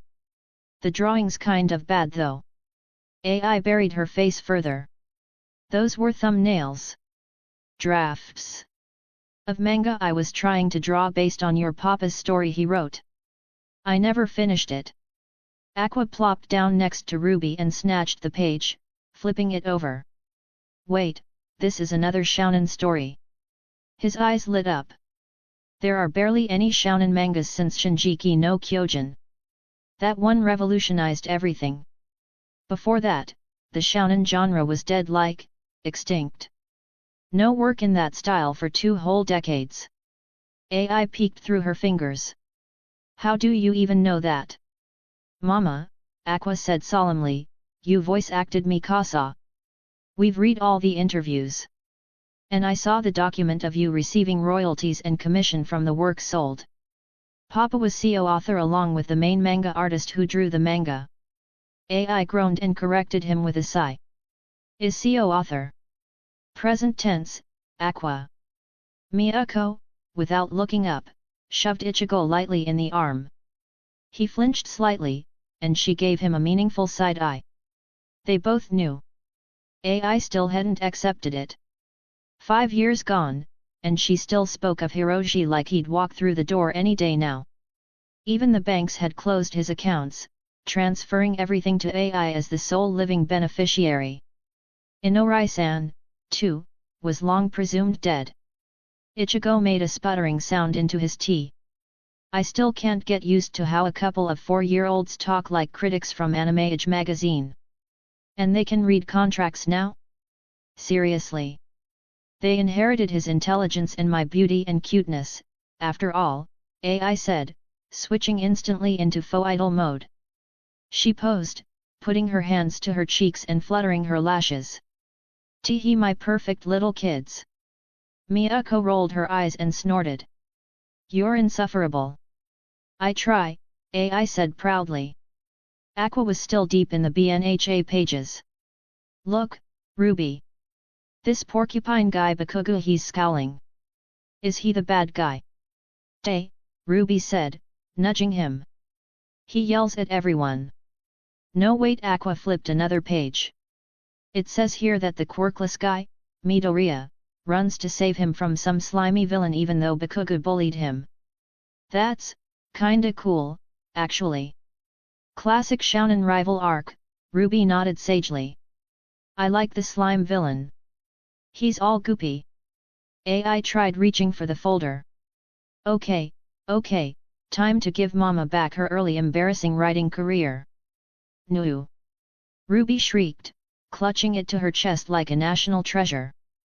It was just getting interesting. When All Might revealed his secret power thingy. Ichigo folded his arms, lips twitching. Honestly, AI, I think you missed your calling. You could have been the next Togashi. I am the next Togashi, AI said dryly, finally retrieving the folder from Ruby's hands. I just haven't been lazy enough. You're lucky your kids have taste, Miyako teased, patting Ruby on the head. Though I'm not sure their personalities need any more drama in them. Excuse me, Ruby said indignantly, we are emotionally nuanced. Emotionally expensive, more like, Ichigo muttered, side-eyeing the stack of berry snack receipts on the fridge. I don't even want to know how many megas you go through in a week. AI stood up and stretched, folder tucked under one arm. Speaking of which, how about I make some tea, and we demolish the snacks I'm hoping Miyako brought. Miyako sprang to her feet like she'd been waiting for the cue. Of course I did. She walked briskly toward the kitchen, waving a hand over her shoulder. Strawberry mochi, and those bean paste pastries you always pretend not to like but eat anyway. Ruby's ears perked at the word snacks. She sat bolt upright, eyes gleaming. Snacks? We want mochi. Aqua mirrored her instantly, practically bouncing on his heels. Mochi. Mochi. Snack time is sacred time, Ruby added wisely, as if quoting scripture. Ichigo muttered under his breath, again with the 4-year-old philosophers. Miyako leaned around the corner from the kitchen with a smirk. And yet you keep losing arguments to them. That's called strategic retreat, Ichigo grumbled. AI laughed as she headed toward the counter. Come on, strategists. Let's get some plates out before the mochi disappear. Chapter 50, Unmasking the Conspiracy. 2 weeks had passed since the ghosts re-entered the living world. It passed just like that, with no fireworks, no headlines. Just quiet coffee machines, elevator chimes, and the dull echo of office shoes along PSIA's sterile halls. Hiroshi blended in so well it was almost forgettable. Like a throw blanket thrown over a chair, visible, sure, but unremarkable. He gave the same impression every single day, and it was all completely, painfully intentional. A young man way too green for the seat he sat in. That was the image he needed. The one he built, layer by layer, with just the right cracks in his mask to sell it. It wasn't just an act, it was a shield. Because Makima had too many eyes on her, and someone had to operate in the blind spots. So he became the cover. By being underestimated, by being not a threat, he could keep the others, his real team, moving in the dark. Wiretaps, call logs, movement data, bank access, internal pass tokens. He slipped them out like someone misfiling forms, while upstairs they were busy laughing at him mixing up internal extensions. Hiroshi had to remove all suspicion first. No one could think he was Makima's trusted subordinate, let alone her knife in the dark. If they did, none of this would work. His hands had to look clumsy so the tools he carried would never be checked. The rest of the office had already built a mental file on him. Just another political placement, clearly. Maybe a Diet member's nephew. Maybe someone Makima owed something to. It wasn't just a good cover, it was one Makima herself planted. Once, in passing, she had been overheard in the open plan bullpen muttering to a trusted colleague, not loud but not exactly whispering either, "I had no choice. I owed someone a favor. He's harmless. Let him push papers and stay out of the way." The seed was planted. And Hiroshi played his part to the end. Always that slightly hunched posture in meetings, shoulders drawn in like a kid fresh out of his university internship. A smile just a bit too wide. Eyes that darted like he was afraid of messing up. And those stutters not always, just enough to sound like he was struggling with protocol or remembering abbreviations he wasn't supposed to know yet. He bowed too much. Way too much.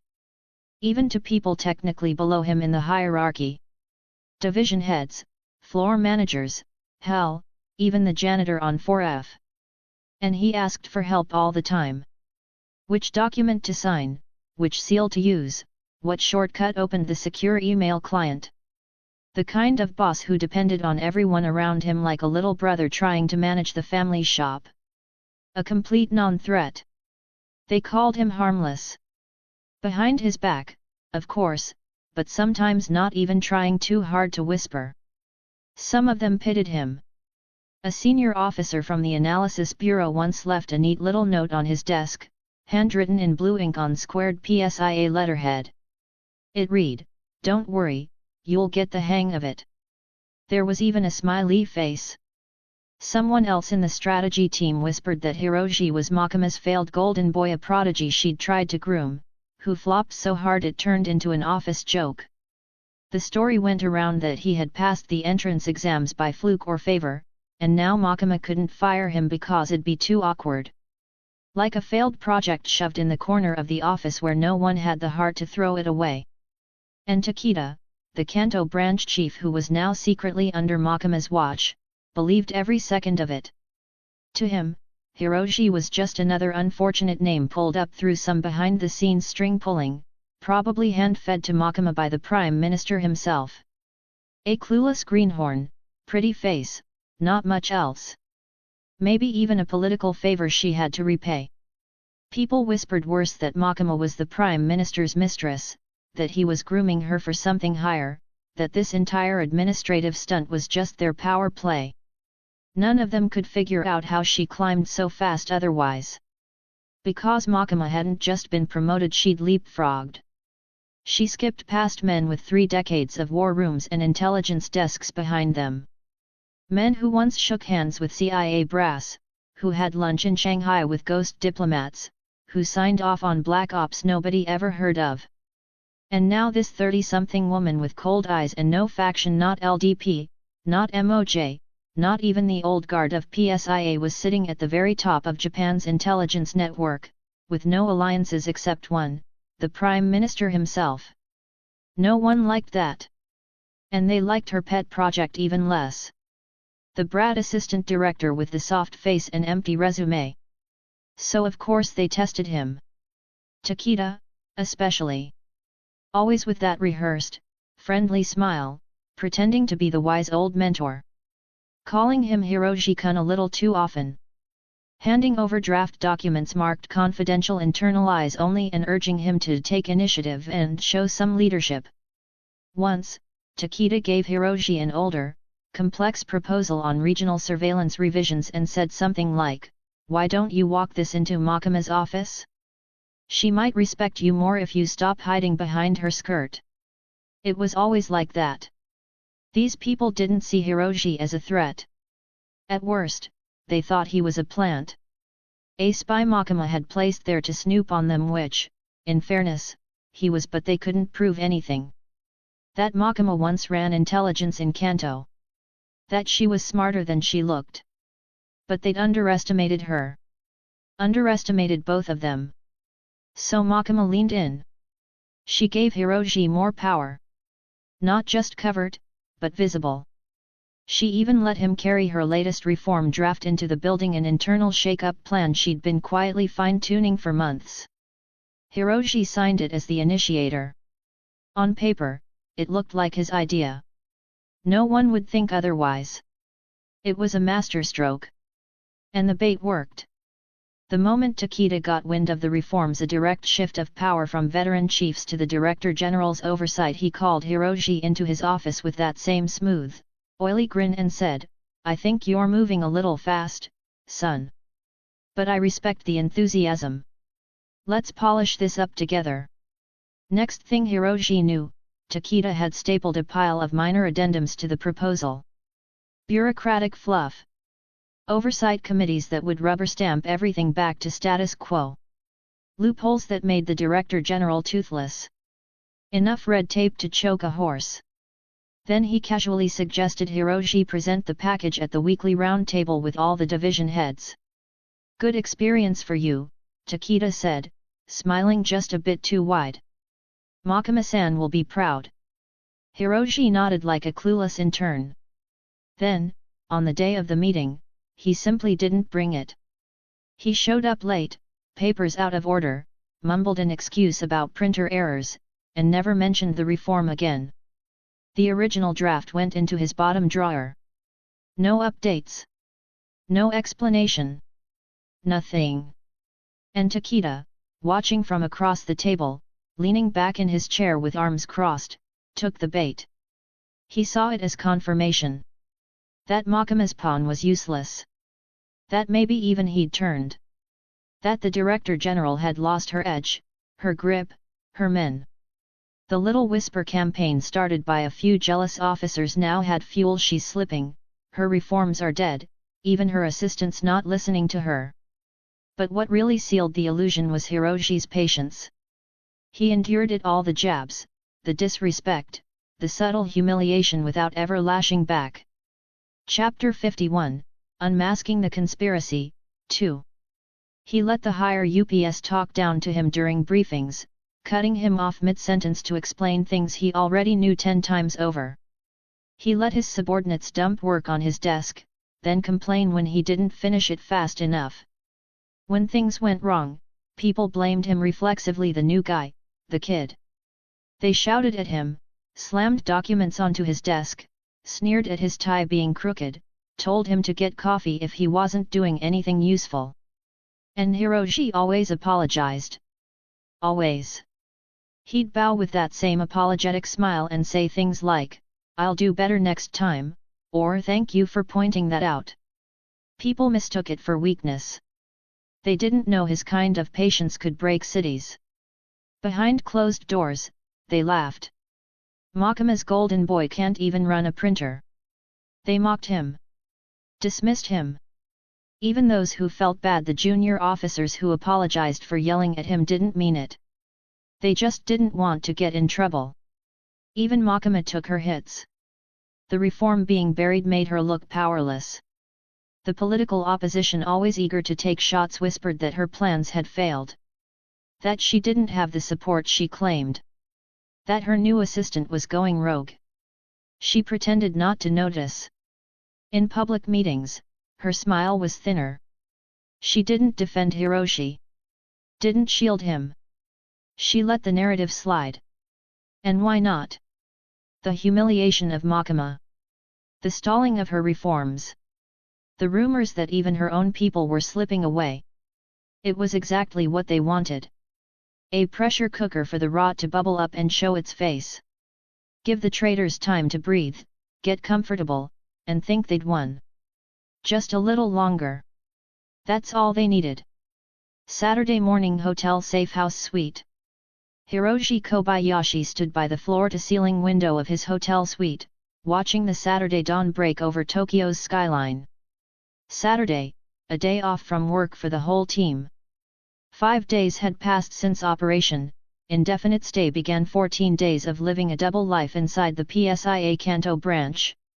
In the reflection on the glass, he saw a young man in an unassuming t-shirt and slacks, a far cry from the crisp suit of an assistant director he'd worn all week. Elusive fox, they called him in the shadows, yet the guise he'd adopted was that of a wide-eyed rookie bureaucrat. It had worked. For 14 intense days, Hiroshi had played the naive upstart, quietly observing and probing the very organization meant to guard Japan's security. Only 3 of his Pokémon ever left this suite during the week-long covered infiltration. Daisy, his graceful Gardevoir, and Akemi, the diminutive Kurla, with a fake electric collar, had accompanied him openly at PSIA headquarters, masquerading as harmless pet Pokémon on the assistant director's belt. Meanwhile, Alakazam slipped in and out unseen, teleporting to hack networks and plant eavesdropping devices under the cover of psychic invisibility. The rest of Hiroshi's team remained hidden in his suit to avoid drawing any public attention. In a world that treated Pokémon as militarized tools and status symbols, a man with more than 2 advanced stage Pokémon would have drawn far too many eyes. Hiroshi couldn't risk that, not when he was surrounded by vipers. He turned away from the window as Daisy emerged silently from the bedroom, her red eyes soft with understanding. The elegant psychic type had been awake all night, using telepathy and illusion to keep tabs on several persons of interest. Now she inclined her head, wordlessly confirming the final pieces of the puzzle were in place. On the sofa, Akemi perked up. The little Kurla sensed Hiroshi's resolve solidify. Alakazam stood in a corner with arms folded and spoons in hand, mentally collating the terabytes of data he had siphoned from PSIA servers. Everything was ready. Hiroshi allowed himself a rare, tight smile. "It's time," he said quietly. His voice broke the hush of the morning. In that simple statement lay a mix of satisfaction and grim determination. They had what they came for, and now Phase 2 awaited. 14 days among enemies had been taxing, but they had succeeded in pulling back the curtain on a vast web of corruption. They had a briefing to attend in the bowels of the city. Hiroshi gently rolled down his shirt sleeve to cover a faint bruise on his forearm, a souvenir from accidentally bumping into a burly section chief to lift his keycard. Minor scrapes aside, they had emerged undetected. "Daisy, Akemi, take us there," Hiroshi said. The Gardevoir and Kurla closed their eyes in unison, focusing on the mental image of their destination, a secret underground facility several blocks away, known only to a handful of trusted operatives. In a swirl of psychic energy, the hotel suite vanished from around them. When the light blinked out, the team found themselves in cool, stale air beneath the streets of Tokyo, the safe house war room where their allies waited. The safe house briefing mapping the web of corruption. It had been 2 weeks since Hiroshi and his team arrived back in Tokyo, stepping back into their original identities and into the bureaucratic heart of PSIA under Makama's official directives.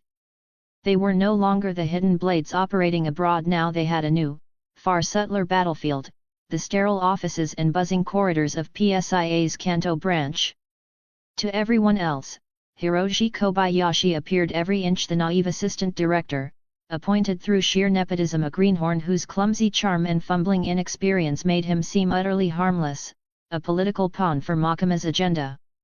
He wore suits slightly too loose, as if they belonged to an older brother. His polite bows were a fraction too deep, his smiles too quick and eager. From top to bottom, Hiroshi was meticulously constructed to be underestimated.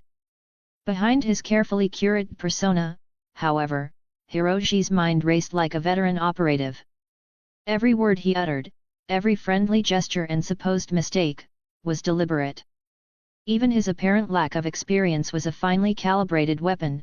It disarmed suspicion, causing those around him, especially the senior officials he suspected of corruption, to lower their guard. In the heart of enemy territory, every action mattered, no matter how trivial. Chapter 52, Enemies Deep Within. A low hum of fluorescent lights greeted Hiroshi as he stepped forward into the subterranean briefing chamber. The secure facility, hidden far below an unremarkable government archive building, had become their clandestine headquarters. Around a long steel table sat the inner circle of loyal operatives recalled to Tokyo. Stony faces and tired eyes turned toward Hiroshi as he arrived with his Pokémon at his side. Despite the hush, the atmosphere crackled with anticipation. Everyone knew this was the moment of truth after days of perilous subterfuge.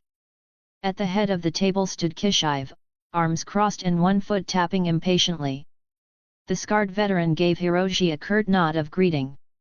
Beside him, Aki Hayakawa was already laying out files in a large rolled-up floor plan of the PSIA building. Denji hovered near the back, idly checking a bruise on his jaw, no doubt earned as part of his own cover story, but his brown eyes snapped to attention as Hiroshi entered. Makima, the Director General of PSIA, leaned against the far wall in silence, her ember gaze tracking Hiroshi's movements with steady resolve. She had entrusted this mission to him and his team, now she awaited the full report. Hiroshi wasted no time. He shrugged on a lightweight tactical jacket that had been left on a chair for him, instantly transforming from the meek persona he'd worn in the halls above back into the confident spy master his peers knew. "Good morning," he began quietly. A half-dozen murmured greetings replied. There was no room for pleasantries beyond that. All attention shifted to the large digital monitor on the wall as Hiroshi tapped a remote. "We've assembled a comprehensive picture of the corruption within PSIA," he said, clicking the first slide up. A spider web-like network diagram bloomed onto the screen, dozens of faces and names connected by lines to various organizations. Daisy moved to Hiroshi's right, her delicate hand raised subtly. The Gardevoire's eyes glowed faintly as she projected a gentle psychic field in the room, a precaution to scramble any unauthorized surveillance devices that might have somehow slipped past their security. Alakazam stood to Hiroshi's left, one spoon raised like a professor's pointer. He telekinetically highlighted each segment of the network on the screen in sync with Hiroshi's briefing. "Here is what we're up against," Hiroshi said, voice firm as he began mapping out the conspiracy layer by layer. Each category of traitor and enemy appeared in turn on the screen, accompanied by a concise summary. Traitors within PSIA, multiple high-ranking officers and staff in the Kanto branch have been compromised. Hiroshi pointed to headshots of officials they had vetted. "We've identified double agents and moles ranging from a deputy director to field operatives," he noted solemnly. One photo was ringed in red: Director Takeda, the branch chief himself. After days of subtle probing, it was evident that Takeda was deeply entangled. Daisy had caught flickers of guilt and fear in his mind during casual chats, and Aki's record search found evidence of Takeda suppressing investigations. Other red-marked insiders included a technology division chief who leaked classified research, and several analysts who quietly rerouted intelligence reports to outside parties. These traitors had worked in concert to shield each other and mislead honest staff. Their positions gave them access to sensitive information and operational control, which they've abused to advance external agendas. Corporate CO conspirators. Two powerful corporate entities are pulling strings behind the scenes: the Shinomiya Group and the Shige conglomerate. Hiroshi's finger traced lines from certain PSIA officials to corporate logos. Senior PSIA officers are tied to these companies through bribery, favors, and blood, he explained. The Shinomiya Group, a prestigious defense and technology zaibatsu, has funneled hush money and experimental weaponry projects through traitorous officials. In return, they've received classified intel and protection from legal scrutiny. Meanwhile, the Shige conglomerate, a multinational chemicals and biotech empire, is deeply involved in illicit Pokémon research and egg trafficking. Shige-funded shell companies were found sponsoring black labs that the PSIA traitors covered for. Notably, one PSIA section head was revealed to be a Shige family-in-law, secretly diverting agency resources to guard Shige's underground research facilities. The rivalry and collusion between Shinomiya and Shige form a toxic economic undercurrent to this conspiracy. At times they compete, each vying to dominate the advanced weapons market, yet they also cooperate when it comes to keeping government regulators at bay and sharing spoils of underworld deals. Foreign intelligence assets. Multiple foreign agencies have infiltrated or bribed their way into PSIA's ranks. The screen displayed a code-name Jackal linked to a blurry silhouette. At least one Western intelligence operative, code-named Jackal, has agents inside our ranks, Hiroshi said, recalling the whisper Kishive had picked up in the Middle East. Jackal is believed to be a CIA liaison turned rogue broker, he's been trading weapons tech and information with the PSIA turncoats. Likewise, evidence points to a Chinese MSS cell operating in Tokyo, handling a double agent embedded in the PSIA tech division. Hiroshi's team even intercepted hints of a Russian GRU operative offering safe passage and money to any PSIA staff willing to defect with cutting-edge Pokémon research. These foreign handlers sometimes cooperate with the corporations. For example, Shinomiya Group provided stolen prototypes to Jackal's network in exchange for offshore accounts brimming with cash, and other times they're at odds, vying to steal secrets from one another. The result is a tangled web of spies using the compromised PSIA branch as a battleground for global influence. Extremist and underground groups, domestic and international extremist organizations are involved, facilitated by the corrupt officials and foreign spies. Hiroshi clicked again, and images of a few known terrorist leaders and crime bosses popped up. Black market Pokémon and weapons are being funneled to terrorists, he stated grimly. Intelligence confirmed that Middle Eastern radical groups including cells of ISIS purchased advanced weaponized Pokémon tech through intermediaries in Japan. Closer to home, a domestic extremist faction disguising themselves as poor, innocent, oppressed moderate, peaceful Muslim immigrants has been hoarding smuggled Pokémon eggs to raise an army of brutal Pokémon outside of government control. This group, driven by an anti-government, militarist, pro-Islamic ideology, has benefited from leaked PSIA intel and lacks enforcement courtesy of moles in the agency. In return, the traders have profited from black market deals with these radicals selling experimental devices and even live Pokémon as living weapons. These alliances are volatile, Hiroshi noted. If any one player feels betrayed or cornered, they could lash out in violence. The urgency to dismantle the network is underscored by chatter his team picked up talk of a planned false flag attack in Tokyo, meant to throw the public into chaos and cover the conspirators' tracks if needed. Black market labs and Ringmaster Tech, at the nexus of it all are illicit laboratories trafficking in Pokémon biology, remnants of the so-called Ringmaster's operation. Hiroshi's jaw tightened as an image slid into view of a ruined laboratory deep underground, the very facility he and his team had raided days before the PSIA infiltration began. The Ringmaster's organization may have been decapitated, but its limbs are still moving, he said, voice cold. Surviving scientists and mercenaries from the Ringmaster's project have gone freelance, selling their horrific expertise to the highest bidders. They traffic in stolen Pokémon eggs, particularly rare or weaponizable species, and continue grotesque biotech experiments to enhance humans with Pokémon traits. The corruption network enabled these black labs to thrive. PSIA traders erased records and tipped off smugglers to evade raids. Hiroshi gestured to a photo of a bespectacled man in a lab coat, Dr. Schneider, one of Ringmaster's lead researchers, now apparently in Shige's employ. Evidence from Himeno's undercover work at a high society gala had confirmed Schneider is brokering deals between Shige executives and foreign militant groups. And on the tech side, caches of Ringmaster's advanced weapons from exosuite prototypes to gene splicing devices are surfacing on black markets. The conspirators have been quietly auctioning off these pieces to anyone willing to pay, further spreading chaos. In short, every dirty player is represented. Greedy corporations, power-hungry spies, fanatic terrorists, and unscrupulous scientists, all intertwined in a grand conspiracy. Chapter 53, Counterattack. Hiroshi finished this exhaustive rundown and let the last slide linger. The network diagram glowed ominously, a lattice of betrayal that infiltrated government, business, and crime. The room was silent except for the quiet whir of the ceiling fan.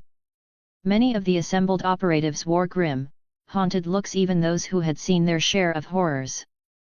Himeno, standing near Aki, let out a slow whistle under her breath, eyeing the scale of the conspiracy.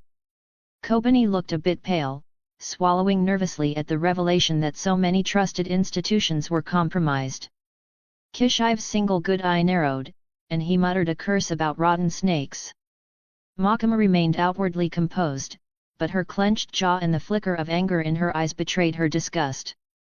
This was bigger and uglier than even she had suspected. Denji broke the silence, voicing what they all felt in his blunt manner.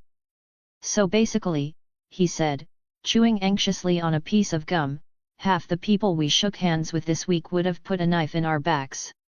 He shook his head, fists clenched on the table edge. When do we take these bastards down? A few others murmured in agreement, tension giving way to pent-up eagerness for action. 5 days of biting their tongues around traitors had been an exercise in supreme restraint, especially for the younger hot-headed agents. Hiroshi raised a hand calmly, and the room fell quiet again. Now came the truly delicate part. In due time, Hiroshi replied to Denji, voice measured. His steel blue eyes swept over the group, each face reflecting determination. We all want justice. But we won't get it with a purge based on hunches or incomplete intel. Our next phase is critical: infiltration and entrapment. We need airtight evidence on every principal player in this network before we move openly. He exchanged a look with Makima, who nodded sharply in agreement. The scale of corruption meant normal channels were unreliable if they tipped their hand too soon. The traitors' friends in high places would merely sweep the dirt under a rug. Some of those friends might even sit in the cabinet or judiciary.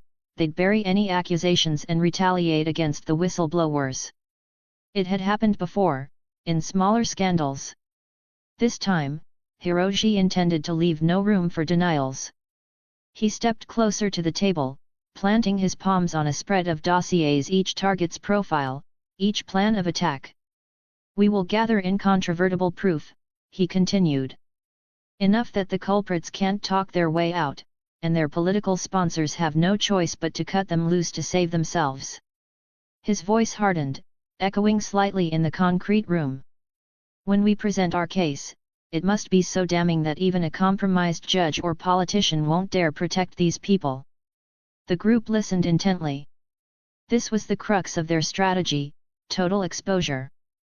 Hiroshi began to outline the approach, holding up one finger at a time as he ticked off the objectives. Surveillance and interception: we'll bug their communications and watch their every move. First, we expand our surveillance, Hiroshi said.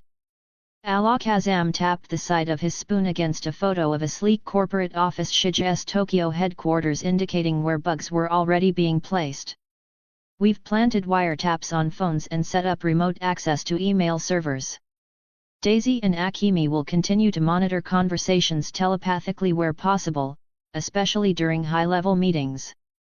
He nodded toward the 2 psychic Pokémon.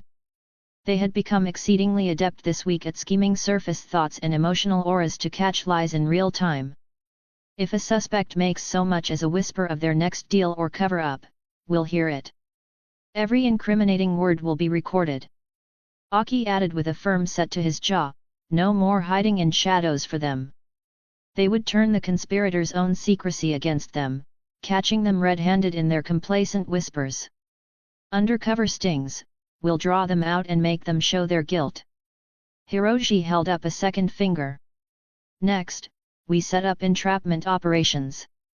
We will stage scenarios that tempt our targets to expose themselves. He exchanged a glance with Kishive, who grinned wolfishly. This was a tactic the old hunter relished.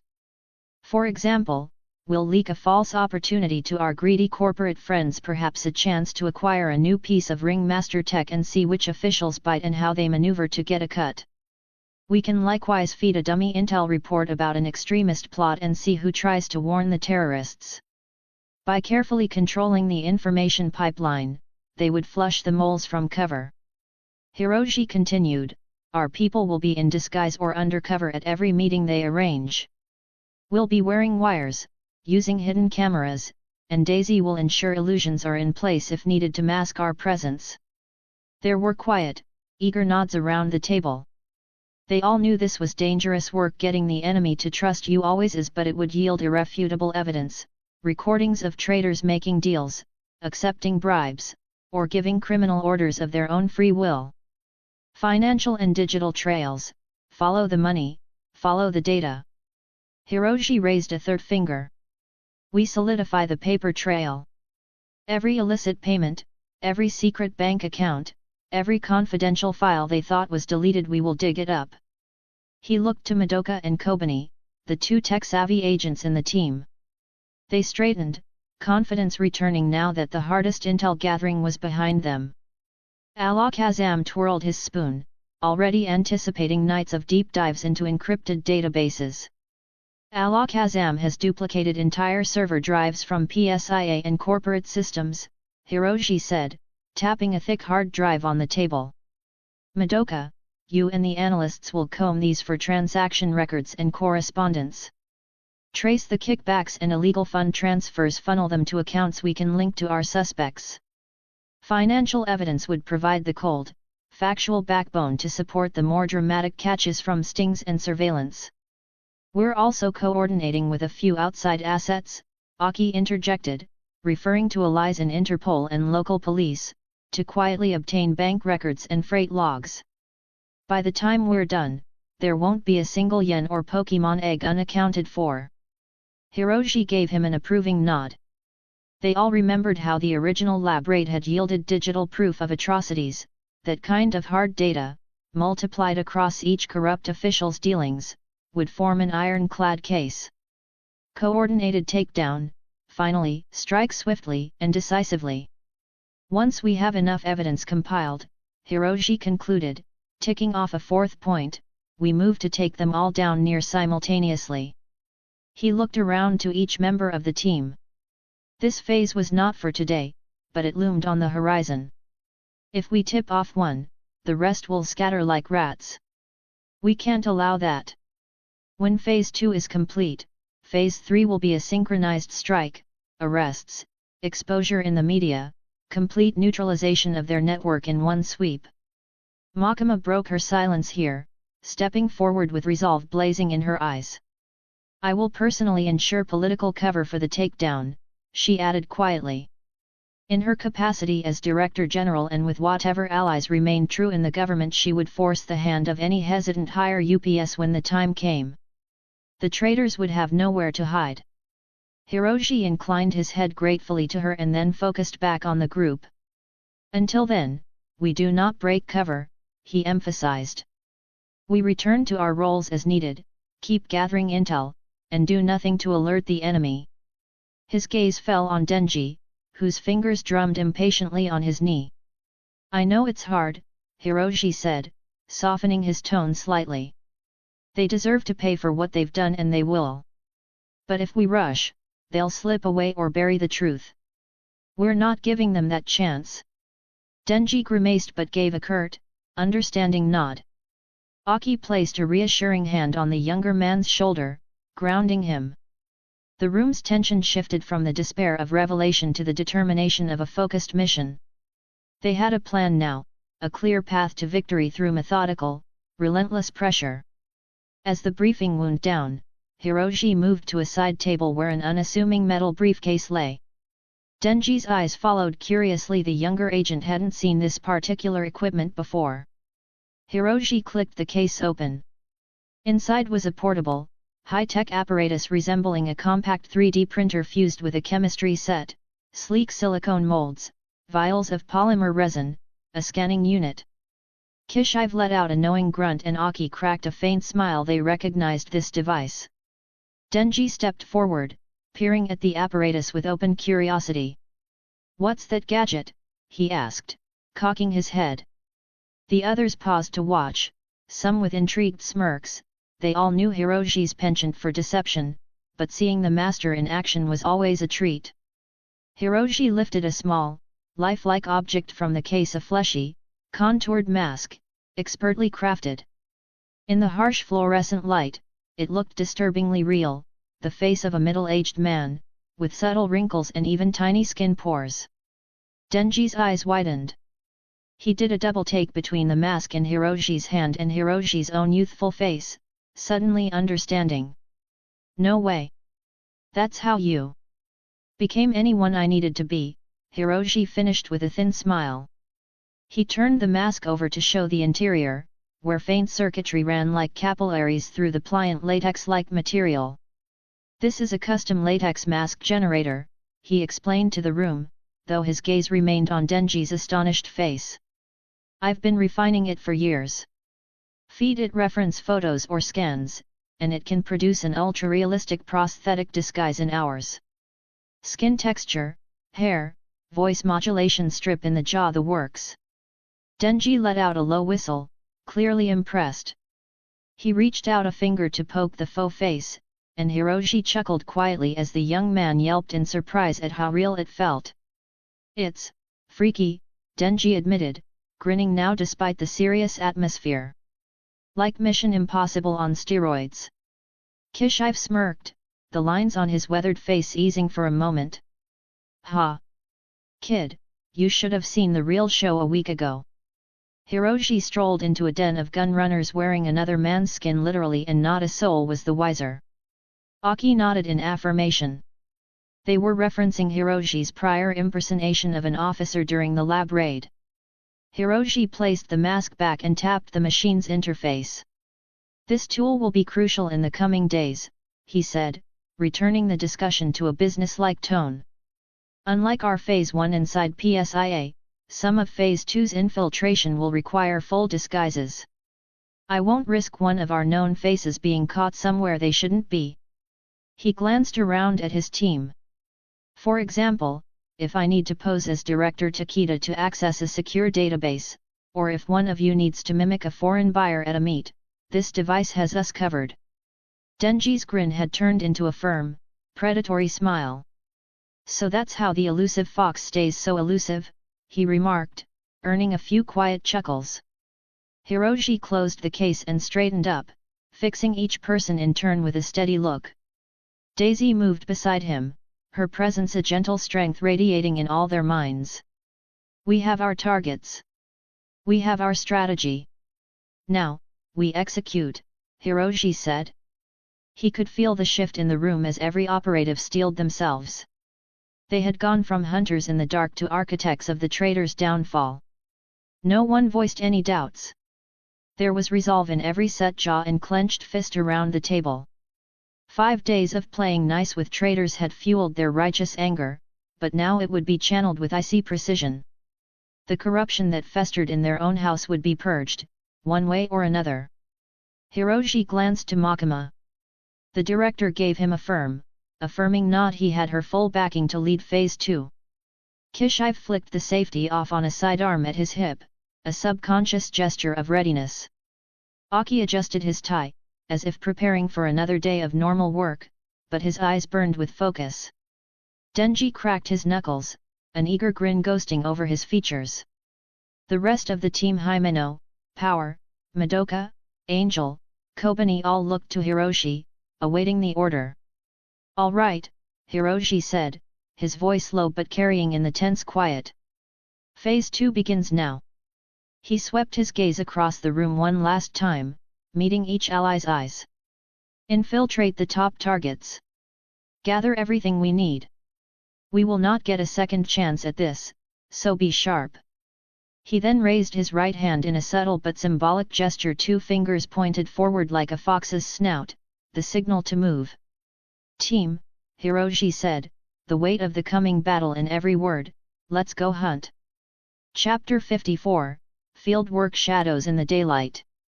Author note, for those of you wondering question like if Kobayashi is reincarnated or transmigrated or no memories of Earth. Or whether does he possess a system. He is reincarnated and has all memories of Earth, he has a system, not the one you are thinking of. His life from birth had not been easy, unlike other reincarnators who simply coast through life. His childhood is full of blood, war, deaths, traumas, PTSD.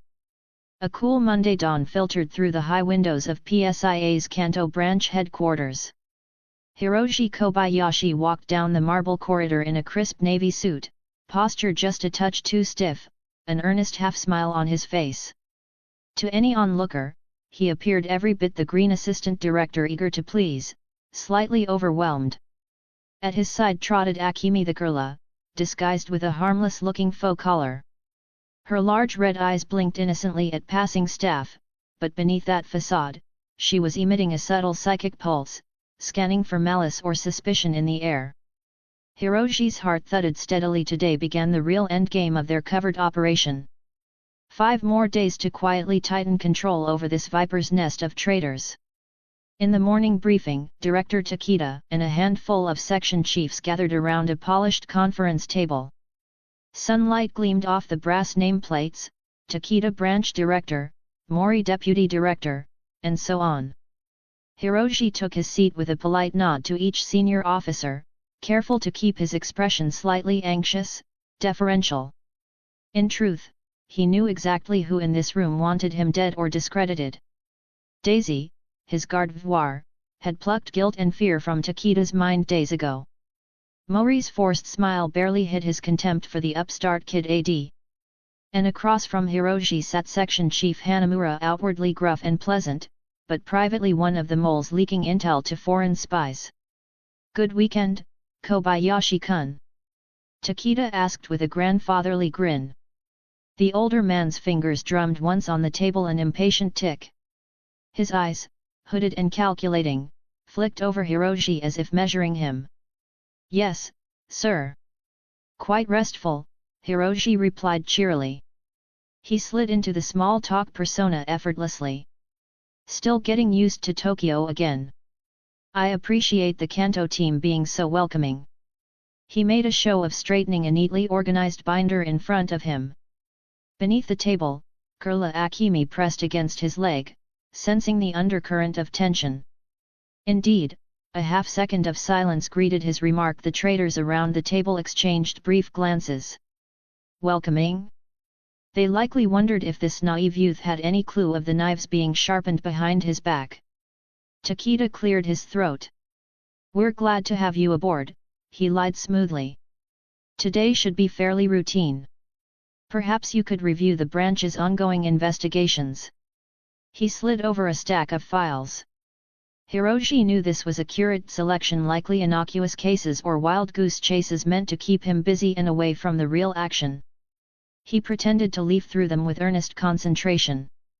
"As you acclimate," Deputy Director Mori added with a thin smile, "don't hesitate to ask if you need guidance. We've been at this a long time." His tone was polite, but Hiroshi caught the condescension. "Do you even know what you're doing?" it said. Hiroshi returned Mori's smile with genuine seeming gratitude.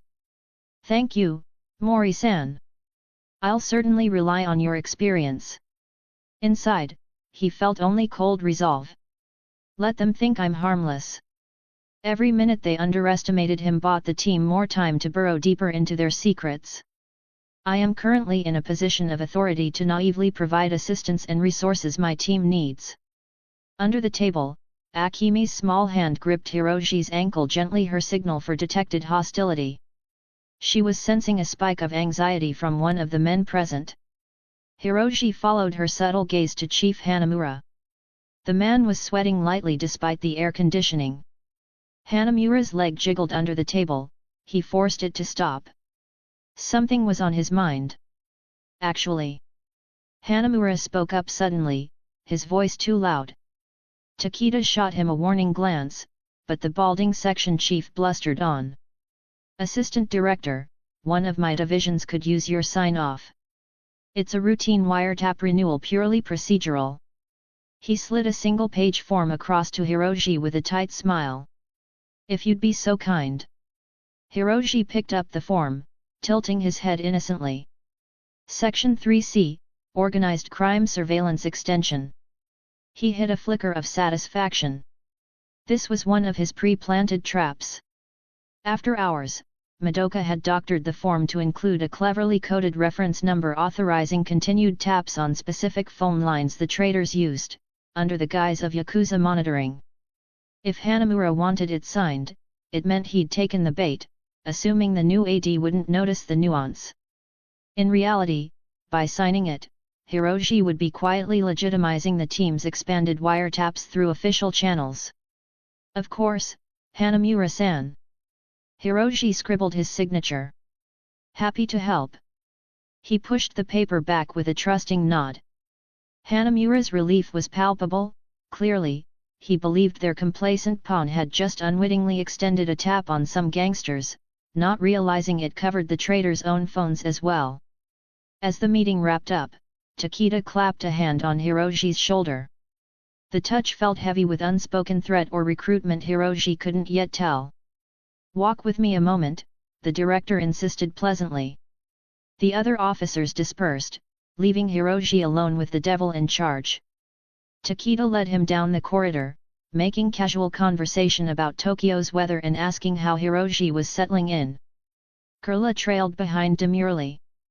They reached Takeda's spacious corner office, and he closed the door. The blinds were partly drawn, slicing sunlight into cautious stripes across the carpet.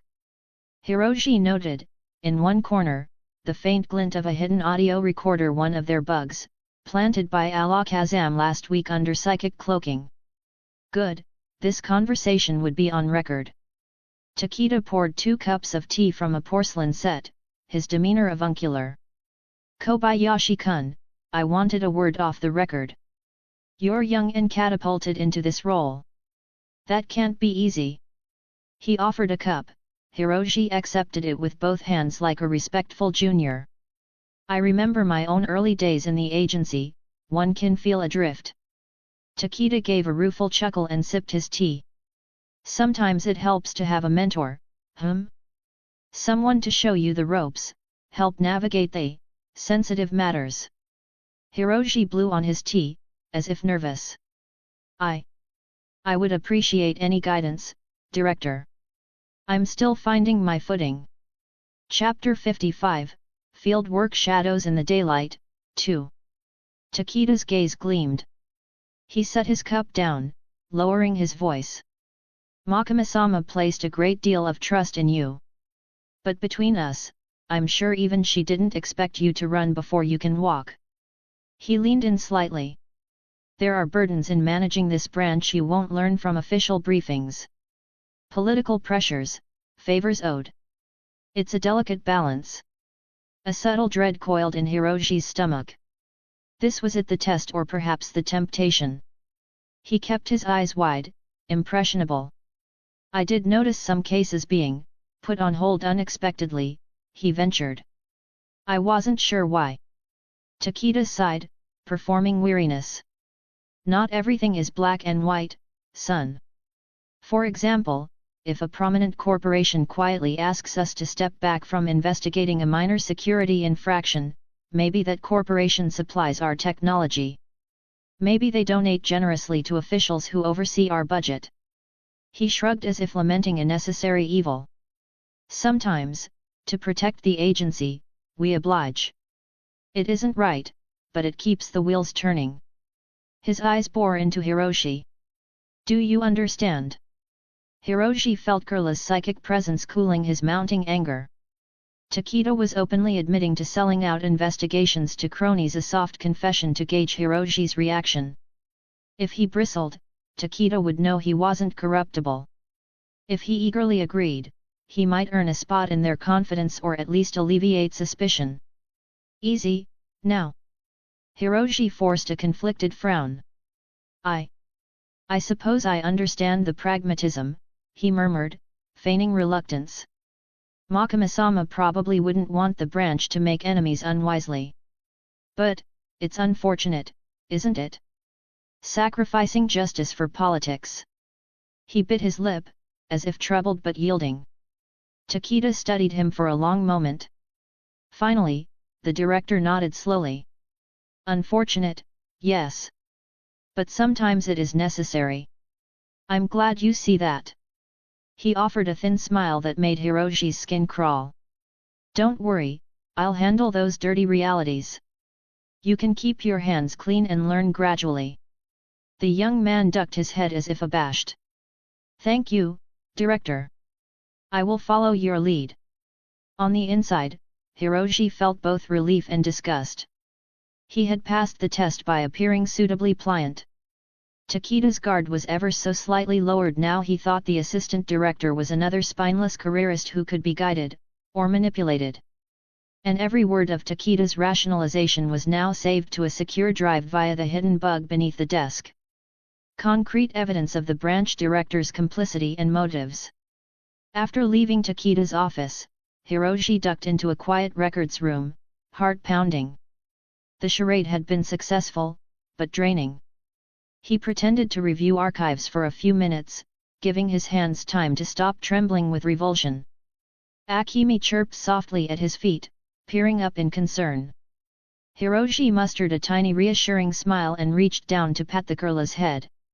"I'm okay," he whispered. "It's all going according to plan." She bobbed her head, her ribbons fluttering, though the worry in her eyes remained. From a shelf nearby, a rustle of papers signaled Angel's presence.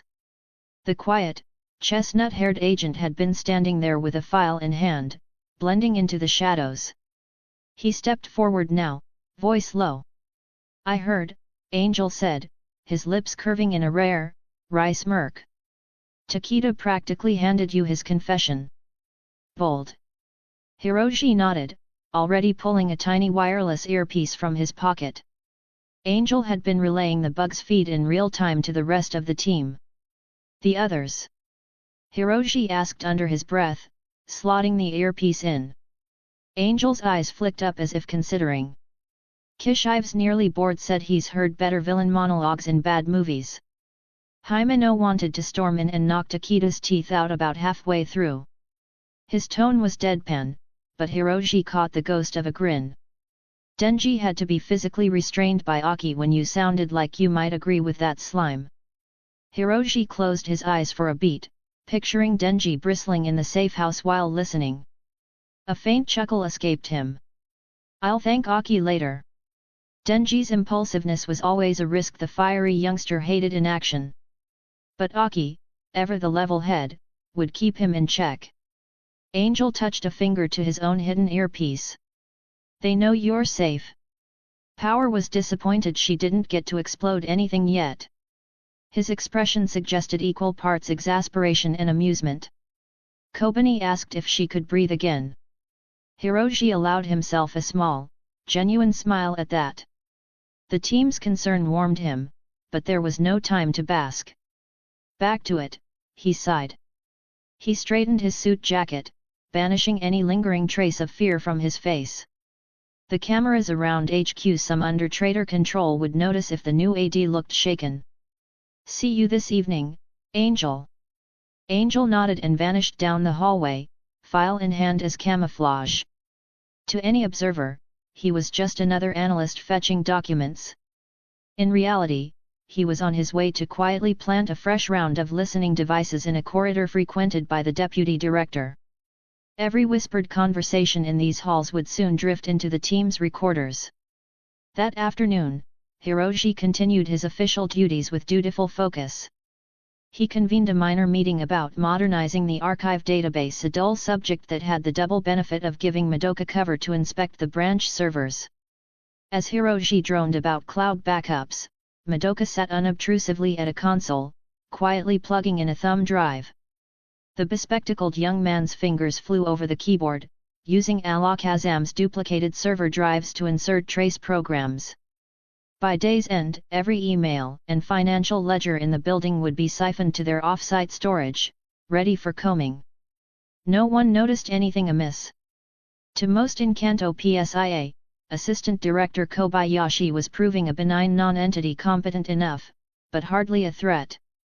Exactly as planned. Chapter 56, 2 weeks later. It had been 2 weeks since Hiroshi Kobayashi and his elite unit first stepped back onto Tokyo's soil, shedding their covered identities from far-flung corners of the globe and slipping silently into the city's hidden underbelly. Under the pretense of routine desk jobs, they embedded themselves deep within the PSIA Kanto branch, each adopting a meticulously crafted persona designed to evade suspicion. That night, far beneath Tokyo's streets in their safe house war room, Hiroshi's team gathered to trade updates. The atmosphere was tense but electrified with purpose under the dim fluorescence. A city map dotted with pins and a sprawling network diagram of suspects adorned the walls, fruits of their clandestine labor. Hiroshi stood at the head of the steel table, tie loosened and shirt sleeves rolled up. He looked around at his people. "Report," he said quietly. Aki Hayakawa stepped forward, his stance crisp and military precise. His voice cut through the silence like a scalpel. The surveillance grid is nearly complete. We have wiretaps on all internal lines, and microbugs planted in key executive offices. He tossed a glance toward Madoka, who sat hunched over a rugged laptop, pushing his glasses up his nose as he pored through intercepted emails. Madoka confirmed several large payments flowing from shell companies linked to the Shinomiya Group directly into Director Takeda's offshore accounts. Madoka looked up, his calm mask unbroken. There's also confirmation that Section Chief Mori and 2 sub-directors were directly paid off by Shige conglomerate. He passed Hiroji a tablet showing detailed transaction logs. We've got hard evidence: bank transfers, offshore holdings, meeting records. They've left a messy digital trail. From the shadows, Kishive gave a gravelly laugh, his single eye glinting like cold steel. Rats always fatten themselves before the slaughter. Now it's our turn. Denji, leaning against the wall, muttered under his breath with tightly coiled rage, fists clenched. So what are we waiting for, hey? Let's drag these traitors out into the street and make 'em pay. We've got enough dirt to bury them. Easy, Denji, Himeno interjected, placing a hand on his forearm. With her other hand, she absent-mindedly twirled an unlit cigarette, her go-to coping habit. We've waited this long. A few more days isn't going to kill you. She gave him a small smirk. You can beat up whoever you want when the time comes. Himeno's light tone belied her own simmering anger. The one-eyed agent's jaw was tight. She'd spent the evening reviewing a recording of a traitor-delayed raid that cost several honest officers their lives. Listening to the culprits laugh about it had made her quietly leave the room for a breather earlier, before her temper got the best of her. Denji scowled. Meanwhile they're still out there screwing people over. It makes me sick. His fist clenched on the table until his knuckles went white. Today I had to tail that creep Sako for 2 hours and watch him hand off a case file to some Shichigun, probably to bury it.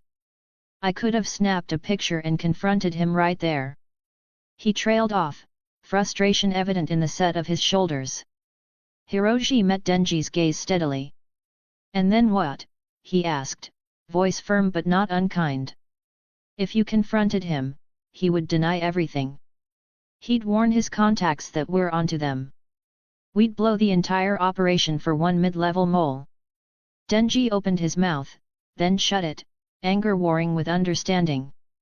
Aki patted his back, tacitly thanking him for holding back earlier. Across the table, Power was sprawled in her chair, red hair askew and boots propped on an empty seat. She snorted loudly. If it were up to me, I'd just barge in and bonk all the bad guys on the head now. She mimed, swinging a club, eyes gleaming with violent glee. Then drag them to jail by the feet. Easy. Kobani, sitting beside Power, winced at the mental image. That would cause a lot of issues, she mumbled. Her hands were fidgeting with a pen, betraying nervousness even now.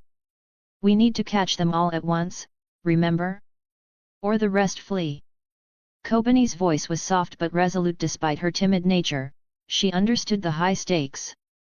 She had spent the day crunching terabytes of stolen data, and every new secret unveiled only heightened her anxiety that something might go wrong before they could act. Power rolled her eyes exaggeratedly at Kobani's caution, but didn't retort. It was clear even she grasped that acting now was too risky, she just didn't like it. Angel watched the exchange in silence from a corner, arms folded. The serene young man spoke up in his quiet monotone. I don't like it either, Denji. Letting roaches roam free in our house. He tilted his head, expression thoughtful. But imagine the satisfaction of seeing their faces when we torch the nest with them all inside. A vicious smile spread slowly over Denji's face at that thought. Himeno gave a low chuckle. Angel's got a point. The grand finale will be worth the wait. Kishive raised the flask he'd been nursing and muttered, Here, before taking a swig of presumably terrible whiskey. Hiroji exhaled, the ghost of a smile touching his lips as the team's rancor cooled to determination. No premature moves, he reminded them, voice low. We cannot afford to trigger their defenses now. He gestured to the map on the wall, where dozens of red pins marked corrupt individuals, and blue pins marked their external allies. They've built this web with years of deceit. We'll dismantle it in days, but only if we continue to act from the shadows. At that, Daisy, the Gardevoir standing silent guard near the doorway, nodded almost imperceptibly. Her telepathic voice brushed everyone's minds gently, a wordless wave of reassurance and resolve. She and the other Pokémon present understood well, the predators they stalked must not sense the net closing until it was far too late. Speaking of shadows, Oshi said, moving to a different table cluttered with devices. He picked up a slim black case. We got the new voice modulators in. State of the art. He opened the case to display a set of small throat adhesive patches.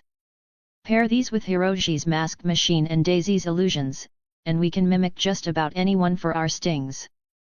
Hiroshi joined him, taking one patch and examining it. He recalled how earlier that day he'd also prepared new prosthetic face molds. The disguise printer in the safe house had been running non-stop. Already, a replica of Director Takeda's lined face sat on a mannequin head, ready for use. Another mold, of a Western arms dealer's scarred visage, was curing for Kishive's next undercover meet. It was time to activate the entrapment phase of their plan. We'll draw them out starting tomorrow, Hiroshi said, addressing the group. He tapped the list of target names spread on the table. Staged leaks, dummy deals, let them betray themselves openly. He looked to Himeno and Power. You two, the Shige Biotech meet is set for Wednesday. Himeno, you'll go as the liaison from that Middle Eastern buyer we invented. Power, you're her bodyguard. Kishive's already arranged the location-neutral ground with our surveillance set. Himeno grinned, giving a mock salute. One honey trap coming up. I'll have Dr. Schneider spilling all his secrets over champagne by midnight. She winked, referencing the rogue scientist they planned to ensnare. Power cracked her knuckles excitedly. A covered mission with the possibility of cracking skulls suited her just fine. Oshi and Denji, Hiroshi continued, tomorrow you'll plant the last wave of bugs at Shinomiya Group's office. There's a board meeting, perfect chaos to mask an infiltration. Daisy will project a little distraction to draw security off. Aki's face set in a grim smile. He lived for these high-stakes tasks. Denji flashed a sharp-toothed grin, clearly hoping someone noticed him just so he'd have an excuse to brawl. Angel and Kobani keep monitoring every communication. If anyone suspects they're compromised, we need to know first and respond with misdirection. Angel inclined his head lazily, and Kobani gulped but nodded, determination in her eyes. They had already orchestrated one clever ruse earlier, when a low-level trader grew suspicious of an office bug. Kobani swiftly fed a fake memo about a foreign hacker's attack. The panicked trader believed it and redoubled efforts to secure the network, never realizing the real infiltrators sat 2 desks over. In fact, Makima had even arranged for an arrest of a scapegoat, an innocent temp employee framed as the hacker's inside man to further lull the traitors. Framing an innocent man was regrettable, but he would quietly be released once this was over. In the meantime, the traitors rested easier, thinking the threat had been contained elsewhere. Such were the ruthless games they had to play. Hiroshi surveyed the room as the team absorbed the next steps. Despite fatigue etched on some faces, they were resolute. Just a few more days. He allowed himself a moment to acknowledge their efforts. We're doing this the right way, he said softly. No half measures. When the hammer falls, it will crush the entire network. No escapes, no cover-ups. Kishive raised his flask again in a silent toast. To the hunt, the old hunter rasped. A chorus of quiet assent followed. Denji's earlier agitation had cooled to steely anticipation. Himeno lit her cigarette at last, exhaling smoke as if releasing her misgivings. Even Kobani managed a small smile, bolstered by the camaraderie in the room. Hiroshi felt pride well within him. They were all sacrificing comfort and safety for this cause, walking a knife's edge among dangerous foes. We'll make it count. All right, he declared, rolling down his sleeves and straightening his posture. Time to get some rest. Tomorrow, we will continue tightening the noose. Just a little longer, and we'll watch them fall. The team dispersed into the safe house's dorm-style quarters and communication stations, each agent checking gear or messages one last time before the short night ahead. As Hiroshi turned off the lights in the briefing room, his secure phone buzzed in his pocket, one of the few lines not monitored by anyone but himself and Makima. He stepped aside, opening the encrypted channel. A single text from Makima blinked on screen: status. Hiroshi typed back promptly, proceeding as planned. Evidence volume increasing. Team ready for the final phase. He hesitated, then added, no moves made on targets yet. Maintaining cover. Her reply came almost instantly, yet Hiroshi imagined the measured cadence of her voice with each word: good. Stand by for further directives. He knew Makima well enough to sense the tension behind her usually terse messaging. The Director General was juggling knives on the political front so that when they struck, no one of influence would block the blow. Hiroshi trusted her to that task almost as much as he trusted himself with his. With a weary breath, he secured the safe house and headed to snatch a couple hours of sleep. The next few days would demand everything they had. Chapter 57, Political Front Moves in the Dark. At the same time, across the city in the hushed corridors of the Prime Minister's residence, Makima was fighting a war of her own, a war of whispers and pressure rather than guns and gadgets.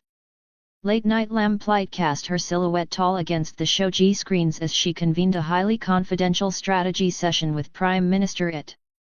Inside the private study, the air was still, save for the quiet clink of ice in the PM's untouched glass of scotch. It looked drawn, fatigue lining his eyes. In the past few weeks, he had aged perceptibly, the weight of the unfolding scandal heavy on Japan's elected leader. The Diet convenes in an emergency session next Wednesday, it said in a low voice. They want answers about the PSIA breach rumors. We can't stall them much longer. Makima stood by the window, hands clasped behind her back in a posture of controlled authority. Her amber gaze was fixed on the dark garden outside as if she might spot lurking enemies in every shadow. You must stall them, Prime Minister, she replied calmly. 5 more days. That's all I need. Her reflection in the glass was pale and stern.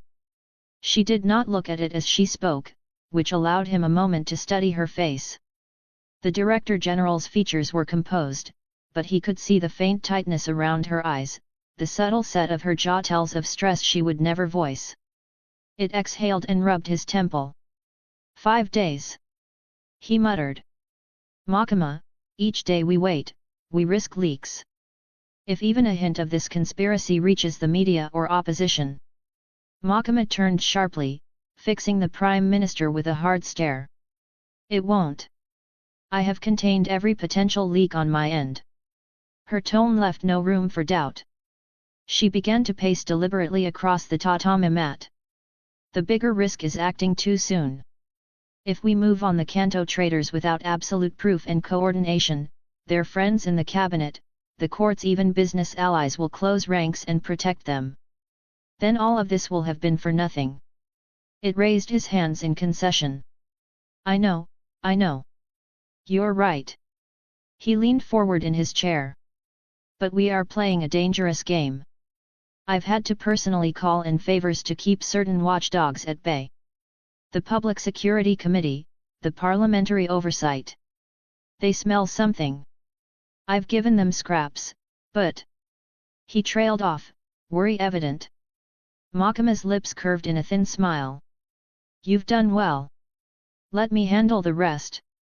She moved to the table and unfurled a short list of names, ministers and power brokers known or suspected to be sympathetic to the corrupt faction. These are the people who could interfere when we initiate the purge. She tapped one name, Minister of Justice Koizumi. He oversees the Special Prosecutor's Office. We need him neutralized or on our side, before arrest warrants go out. The PM grimaced. Koizumi. He's old school. We went to university together. I doubt he's complicit, but he hates fast unilateral action. He'll balk at mass arrests in the intelligence service, fear its overreach or political purge. Makima nodded. Then we give him a reason to step aside. She slid a thin dossier toward it. Inside were photographs, grainy telephotos of Koizumi's top aide exchanging envelopes with a known Yakuza fixer. Another showed the minister's nephew, a junior bureaucrat, entering an illegal casino. Leverage, Makima said coolly. Courtesy of some digging by our allies in the national police. And a bit of framing, she added silently. In truth, some of these evidence pieces were fabricated. The aide had been accepting a legitimate delivery, and the nephew had been dragged to that casino for a bachelor party. Innocent or not, it would serve to pressure Koizumi. It sighed heavily. Blackmailing the justice minister. When this comes out. When it comes out, Makima interjected, her voice like steel silk, Koizumi will thank us for saving his reputation. A quiet resignation framed as an act of statesmanship is far more graceful than dragging him into a full-blown scandal. We are not removing a blemish, Prime Minister, we are excising a malignant tumor. And if healthy tissue must be cut alongside to prevent regrowth, she turned, her eyes flaring amber beneath the lamplight, then so be it. Its eyes locked with hers.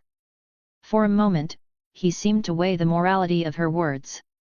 Then his shoulders sagged, and he looked away first. His hand trembled slightly as he brought the glass of scotch to his lips. Understood, he said, his voice a shadow of its former conviction. He looked exhausted. The leather of his chair groaned as he leaned back into it, and the deep lines on his face caught the golden lamplight. 1 month. It had been only 1 month since he assumed office following the forced resignation of his predecessor, and already the wolves were circling. A vote of no confidence had been whispered from day one. His own party was fracturing, his cabinet infiltrated. The traitors Makima now hunted had not simply operated from the shadows, they had burrowed into his administration, twisting policy, forging alliances, blackmailing and bribing until even the smallest reform had to be bartered for in political blood. Every time he tried to push forward a bill, hands from the shadows clamped down. Every day, new allies came to whisper demands. Every night, he reviewed lists of who might betray him next. Foreign intelligence services had begun making overtures to his aides. Some offering trade deals. Others, more ominously, offering assurances of security and cooperation, clear euphemisms for political puppeteering. Terrorist factions had funneled money into domestic interest groups to stir unrest. And then came the Pokémon democratization policy. He had stood on the diet floor and announced the Compassionate Trainer Initiative, a revolutionary reform meant to end the military-exclusive monopoly on Pokémon. Inspired by Makima's vision, it was designed to return Pokémon to the public, to allow citizens, not just bureaucrats or corporate magnates, to own and bond with Pokémon as true partners, not collared slaves. The backlash had been immediate and vicious.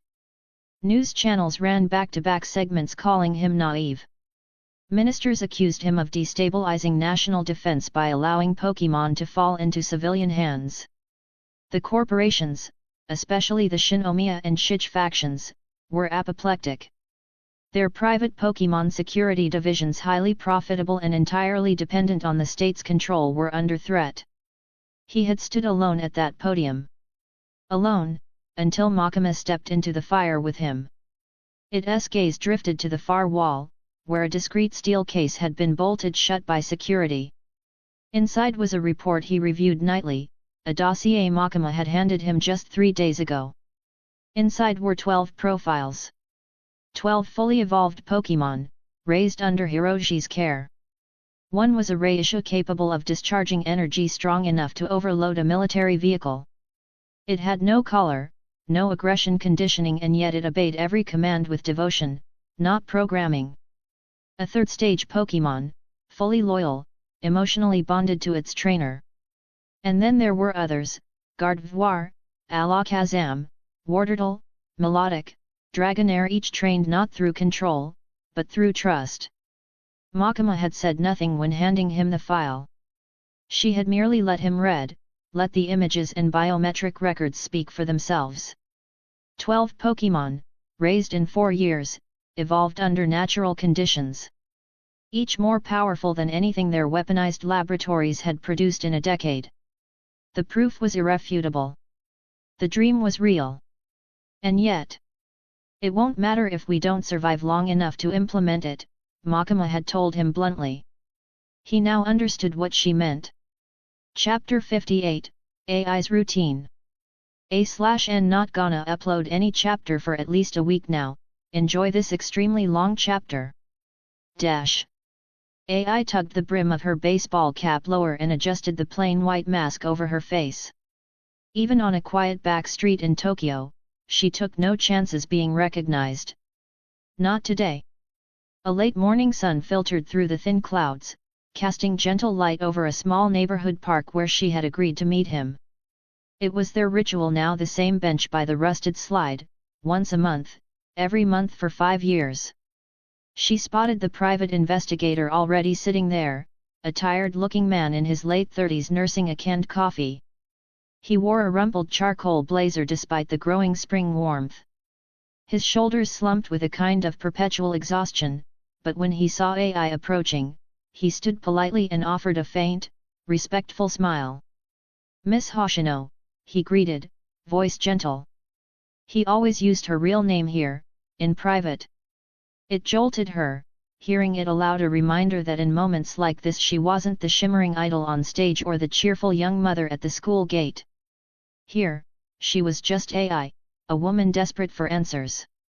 "Morning, Hayashi-san," AI replied softly, maintaining a casual distance. To any passerby, they looked like old acquaintances having a chat which, in a sense, they were. 5 years of conversations, however brief and stilted, could make strangers into something like friends. AI sat down on the green-painted bench, peeling at the edges, and for a moment they both watched a toddler waddle after pigeons near the sandbox. A cicada droned lazily from a camphor tree overhead, underscoring the summer hush. She realized her hands were knotted tightly in her lap and forced them to relax, smoothing her skirt as if that could iron out the tension in her body. Hayashi cleared his throat. "I looked into the lead you passed me last time," he began quietly. He didn't pull out a notebook. He'd long since learned to commit everything to memory, leaving no paper trail. The hospital records in Osaka turned out to be a dead end. The Hiroshi Kobayashi admitted there wasn't our Hiroshi. Just a coincidence in name. AI felt her heart constrict, though she had schooled herself not to get too hopeful. "I see," she whispered. Under her mask, she bit her lip hard. She'd told herself this 1,000 times, no expectations. But still, part of her had dared to imagine what if. She inhaled slowly, drawing in the faint scent of cut grass and the sweet, yeasty odor wafting from a nearby bakery. Grounding herself. "I'm sorry," Hayashi said, and he truly sounded it. He ran a hand through his unkempt hair. "I've been through all the unofficial channels. The immigration logs you mentioned, no hits. And that old colleague of Hiroshi's, the one in Fukuoka, he hasn't heard anything either." AI nodded stiffly. She didn't trust her voice not to crack yet. A small group of mothers strolled past on the walking path behind them, pushing strollers and chatting in gentle sing-song to their babies. AI kept her head down until they passed, pretending to pick at a loose thread on her sleeve.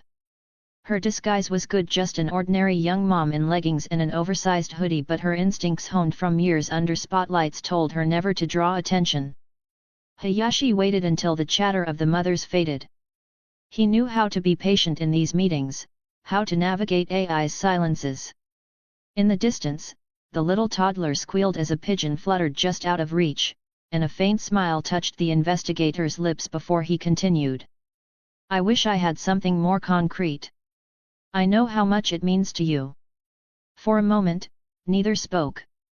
AI's eyes followed the toddler tottering back toward his mother, arms outstretched. There was a heaviness in her chest that never truly went away, a weight she carried every day, but it felt especially heavy at times like this. 5 years heavy. When she finally trusted herself to speak, her tone was steady, practiced. So nothing new this month. It wasn't a question, really. Hayashi lowered his gaze. No. Nothing new. He hesitated, and from the corner of her eye I saw him turn the empty coffee can nervously in his hands. Look. I could keep digging into the official missing persons database again, but we've combed it so many times. Interpol, the NGOs, even the morgues. He said the last word delicately, as if it might bruise her. Ai's stomach clenched. She forced herself to breathe. Morgues. After 5 years, even he was suggesting. I won't stop until we're certain, Hayashi added quickly upon seeing her face. He straightened, adopting a determined air. But I also don't want to give you false hope. I respect what you're doing, I really do, but... He trailed off, searching for words that wouldn't land. Sometimes, people don't want to be found. Or can't be. A breeze stirred, rattling the dry leaves in the gutter. Ai's jaw tightened. Hiroshi's not people. The tremor in her voice slipped out before she could snatch it back. She turned to the investigator, eyes flashing with a sudden intensity. He wouldn't just disappear on me. On us. If he's out there, he has a reason. Maybe he's in trouble or... She stopped herself, aware that her words had come out too forcefully. She swallowed and added in a calmer whisper, he's alive. I know it. Hayashi held up a placating hand. All right. Understood. His face softened with sympathy. He'd heard this conviction from her before, every time he gently edged toward the possibility of an unhappy ending, she bristled and shut it down. He exhaled through his nose and gave a small bow of assent. I'll keep at it. I promise. Ai managed a grateful nod. Guilt pricked at her. She knew he only wanted to help, and here she was snapping at him for voicing what everyone else already assumed. Hiroshi is dead. The banks thought so when they transferred the accounts. The government thought so when they quietly closed the missing persons case. Even her closest friends, like Ichigo and Miyako, tiptoed around the subject these days, worry lining their faces whenever she referred to Hiroshi in present tense. They were kind enough never to correct her, but she felt their pity like a spotlight. Only Hayashi never looked at her with pity, just gentle concern, the way a doctor might look at a patient who refuses treatment. She stood, tucking a stray lock of her dark hair back under the cap. Thank you, she murmured. Same time next month. He rose as well and dipped his head. Of course. I'll be in touch if anything arises sooner. A pause. Take care of yourself, Miss Hoshino. Ai offered him a faint smile that didn't reach her eyes. You too. And, thanks for not giving up. The words carried a weight beyond gratitude. It was as close as she could come to asking him, please don't give up on him, on me. Hayashi seemed to understand. He gave a tired but sincere smile and stepped away, crunching an early fallen leaf underfoot as he departed. Ai watched him go, that blazer of his disappearing around a corner. Then she let out a breath she didn't realize she'd been holding. The little park suddenly felt emptier. She heard the distant rush of traffic from the main road and realized the midday lull was ending, lunch break was over for most office workers. Checking the slim watch on her wrist, Ai saw it was nearly time to head back. The kindergarten would be finishing its half-day soon, and she needed to be there to pick up her children. Her children. Their children. A familiar pang of longing, equal parts love and sadness, flickered through her. Hiroshi had never even gotten to hold them, to see their first steps or hear their voices. But they had his cleverness, his eyes. 4-year-olds with minds far too sharp for their age. Every day they reminded her of him. It made her heart ache, it kept her heart beating. Ai pulled her mask a little higher and stepped out of the park, joining the thin stream of pedestrians on the sidewalk. The city felt louder now, the luncheon crowds returning to high-rises, delivery scooters whining as they weaved past, the electronic jingle of a nearby crosswalk signal counting down to green. She merged into a cluster of chatting young women in office attire to cross the street, keeping her head down. A gaudy billboard above the intersection flashed with an ad for a new soft drink, all neon bubble letters and a grinning mascot. Next to it stood a taller signpost cluttered with flyers. One peeling poster showed an anime boy band promoting their concert, another advertised English lessons. Tokyo was a cacophony of sights and sounds layered on top of each other, alive and oblivious to the quiet dramas unfolding in its midst. As AI waited on the sidewalk, her phone buzzed insistently in her pocket. AI fished it out, glancing at the caller ID Ichigo. She managed a tiny, bemused smile. Ichigo was nothing if not persistent. The moment she answered, his booming voice spilled out, loud enough that she had to hold the phone a little away from her ear. The blast of Ichigo's voice nearly made her wince. AI. Finally. Listen, you won't believe the morning I've had, he boomed, already several sentences in before she could get out a greeting. She imagined him stomping around his cluttered office at Strawberry Productions, tie askew, phone jammed against his ear, coffee steaming in a chipped mug on the windowsill. She'd seen the scene 100 times. He barreled on, voice rising and falling with the sort of theatricality that would put half her director friends to shame. I've been on the phone with 6 different producers since dawn. They're practically tearing each other's hair out over this new film's protagonist role. All of them going crazy over this new script the brat wrote, Train to Osaka. He pronounced the title with all the gravity of a military campaign. They all tried to either buy off the script or bribe me to pick their own damn lead actor first. This film's box office potential is huge nationally, globally, you hear me? But I set my foot down. You are the protagonist or we shelf the script, period. Let them try to replicate it themselves. I dare them. A dog barked as AI passed a family walking a Shiba on a neon leash. She ducked her head, shifting the phone to her other ear, and nearly tripped over a crooked bit of curb. Really? That's great. Her voice came out cautious, unsure if she was supposed to be celebrating or apologizing. The last time Ichigo had been this wound up, she'd ended up doing a press junket in Osaka dressed as a literal train conductor. She braced herself for the next bombshell. It is great. It's beyond great, Ichigo declared, barely pausing for breath. One of those idiots even tried to butter me up, asking for the mysterious screenwriter's contact info, as if I'd just hand over our secret weapon. Ha! I didn't budge an inch. And this lead role of course goes to you. This script was written for you, not some over-the-top actress with too much drama. The brat wrote it for you. I'm not going to let some parasite take away his love for you. He stopped just long enough for a background sound, maybe his fist hitting the desk. AI had to bite the inside of her cheek to keep from laughing.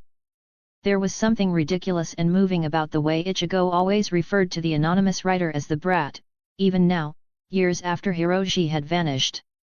Secret weapon? I thought we were talking about an actor, not a bomb, AI deadpanned, keeping her voice dry and casual. The words slipped out before she could second guess.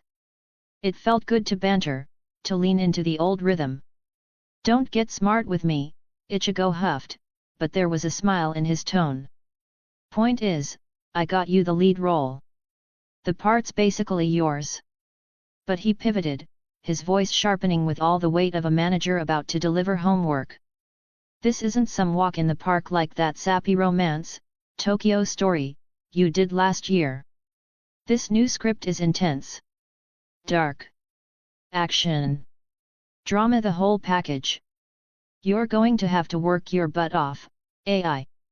No slacking just because everyone's fawning over you, got it? AI dodged a cyclist who blew through a red light, heart skipping with annoyance at the near miss. Got it, she replied, more earnest than sarcastic. I'll do my best, promise. She pictured Ichigo's skeptical frown, the way he'd squint at her over his glasses, and almost grinned. No slacking, even if I'm a national treasure now. You keep calling yourself that and I'll make you sweep the studio, he retorted, but it was pure affection now, a familiar gruffness meant to hide just how much he cared. Anyway, listen. I'm serious about this. Directors want to schedule a table read next week. I need you sharp, not up all night playing games with the kids or getting roped into those idol reunion specials. Focus, okay. Ichigo-san, you make it sound like I'm the one holding secret poker games at 2am, I said, letting a bit of mock-wounded drama into her tone. Besides, Aqua's bedtime is strictly enforced these days. Ruby keeps us both in line. The mention of her twins' names softened her. For a moment, the city faded and she saw their faces, Aqua, serious-eyed, already plotting ways to outsmart his teacher, Ruby, wild and bright, forever challenging the world. Ichigo snorted. I'm glad someone's keeping you on schedule, even if it's a 4-year-old. But listen, the press is already sniffing around. They want to know why you're so attached to this project. They want to know who wrote it. They want to know who you're dating, what you had for lunch, and how many hairs you lost in the shower this morning. Ignore them. Let me handle the circus. Okay, I replied quietly. She adjusted her hat, ducking behind a group of high schoolers at a crosswalk. Thanks, Ichigo-san. I mean it. It was easy to forget, sometimes, how much Ichigo shielded her. Not just from producers and journalists, but from the memories that threatened to pull her under when she let her guard drop. He must have heard the tiredness in her voice, because his tone softened a fraction. Hey! You sound off. You sure you're all right? For all his bluster, Ichigo's concern was always there, simmering just beneath the surface. I'm okay, I lied, gently. Just a long week. You know how it is. She glanced up, squinting against the sudden burst of sunlight as she rounded the corner near the elementary school. The scent of chalk and warm asphalt drifted on the breeze. I'm headed to pick up Ruby and Aqua. They had a field trip today, something about bug catching. Aqua swore he was going to find a stag beetle bigger than my head.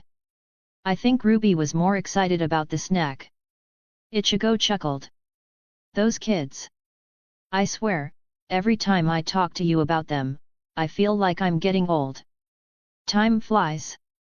There was a wistful note in his voice. Well, give them both a hug from Uncle Ichigo, all right. Will do, I promised, warmth bubbling up inside her. The world felt a little lighter when she imagined the twins' faces. He grunted, clearing his throat. All right, enough mushy talk. I emailed you the script. Read it, I. Don't just skim like you did last time. I won't skim, I promise, she replied, drawing out the word with playful innocence. She could almost hear his eyebrows raise in suspicion. You better not, he muttered. Then, more quietly, and take care of yourself, Ai-chan. Really? You sound tired. Ai paused, the crowd flowing around her. Tired. The word sat heavy in her chest, heavier than the shopping bags she sometimes carried home from late-night runs for diapers and instant curry. I will, she whispered. Thank you, Ichigo-san. A silence hung between them for a moment, an island of quiet in the noise of the city. He ended the call the way he always did, abrupt, practical, almost gruff. Yet. Go get those kids. And if you need anything call me. Don't be stubborn. She smiled, even as the call clicked off and the dial tone bled into her ear. I won't, she said to the empty line, already missing the comfort of his voice. The city seemed brighter, somehow, as Ai tucked her phone away and continued toward the kindergarten. She passed a ramen shop she and Hiroshi had once visited during a rainstorm. He'd insisted on ordering the spiciest bowl, then spent the whole meal coughing and blaming the chef. She laughed softly to herself at the memory, pressing a hand to her lips. She was about to cross the street towards the kindergarten when something across the road caught her eye. A cluster of teenagers tumbled out of an arcade center, their laughter and excited chatter carrying through the air. Neon lights from the arcade's sign flashed in playful colors, reflecting off the glossy evening pavement. AI slowed her steps. There was a tug inside her chest, nostalgia, sudden and bittersweet. For a moment, she could see it, two ghosts from her past slipping out of that very arcade. A 12-year-old girl with long dark pigtails and a shy smile, and a 13-year-old boy with unruly hair and a mischievous glint in his eyes. Her and Hiroshi, years and years ago. AI blinked, and the vivid image sharpened. It was as if she were standing right there again, peeking into a memory. For a moment, she saw ghosts, 12-year-old AI, hair in pigtails, being dragged inside by a brash, impossibly self-assured 13-year-old Hiroshi. "What do you mean you've never played Street Fighter?" he teased, shoving a handful of coins into her palm. "Come on, even airheads need to learn to Hadouken." He'd spent an hour teaching her every button, every secret move, never once letting her win, at least, not obviously. When she finally beat him, he accused her of cheating, then grinned and bought her a melon soda from the vending machine. The memory played out in AI's mind like a scene from a film. She could almost feel the sticky summer heat of that night years ago, hear the jingles and beeps of arcade machines, smell the buttered popcorn and cheap candy on Hiroshi's breath as he leaned in close to demonstrate a trick on the claw machine. "You've never even won a plushie before? What kind of childhood did you have?" he had laughed, his voice bright and carefree in a way AI hadn't heard in so long. Little AI had stuck out her tongue. "Some of us were busy practicing our singing, you know. We can't all spend hours playing games." She had tried to sound indignant, but her giggles gave her away. With Hiroshi, she always ended up laughing. He had that effect on her. AI stood at the curb, eyes unfocused, fully lost in the mirage of the past. She watched as her younger self finally gave in, grabbing the joystick of the claw machine with determination. Hiroshi hovered over her shoulder, practically bouncing on his toes with excitement. "There you go, a little to the left. Now drop it." "Yes, yes." The claw descended, clamped shakily around a gaudy yellow Pikachu plush, and hauled it upwards. 12-year-old AI gasped in delight. "Is it? Did I? You got it!" Hiroshi whooped, throwing his arms around her in a jubilant hug as the plush fell into the prize chute. AI remembered how safe she'd felt right then, wrapped in that hug, her cheek pressed against the soft cotton of his shirt, his heart thudding as fast as hers. A car horn blared nearby, snapping AI back to the present with a jolt. She realized she'd stopped in the middle of the sidewalk, staring at the arcade's entrance. The teenagers were long gone now, and the only reflection in the arcade's glass doors was her own alone woman with a downcast face, hiding behind sunglasses. The ghosts of her memory had vanished into thin air. AI let out a shaky breath. That tiny adventure in the arcade had happened over a decade ago, yet it felt as real as yesterday. Hiroshi's laughter still echoed in her ears. Swallowing hard, AI forced her legs to move again. She crossed the street, though her pace had slowed. Just ahead, a large billboard loomed over the intersection, illuminated by spotlights in the gathering dusk. It was an advertisement featuring smiling college students in bold letters,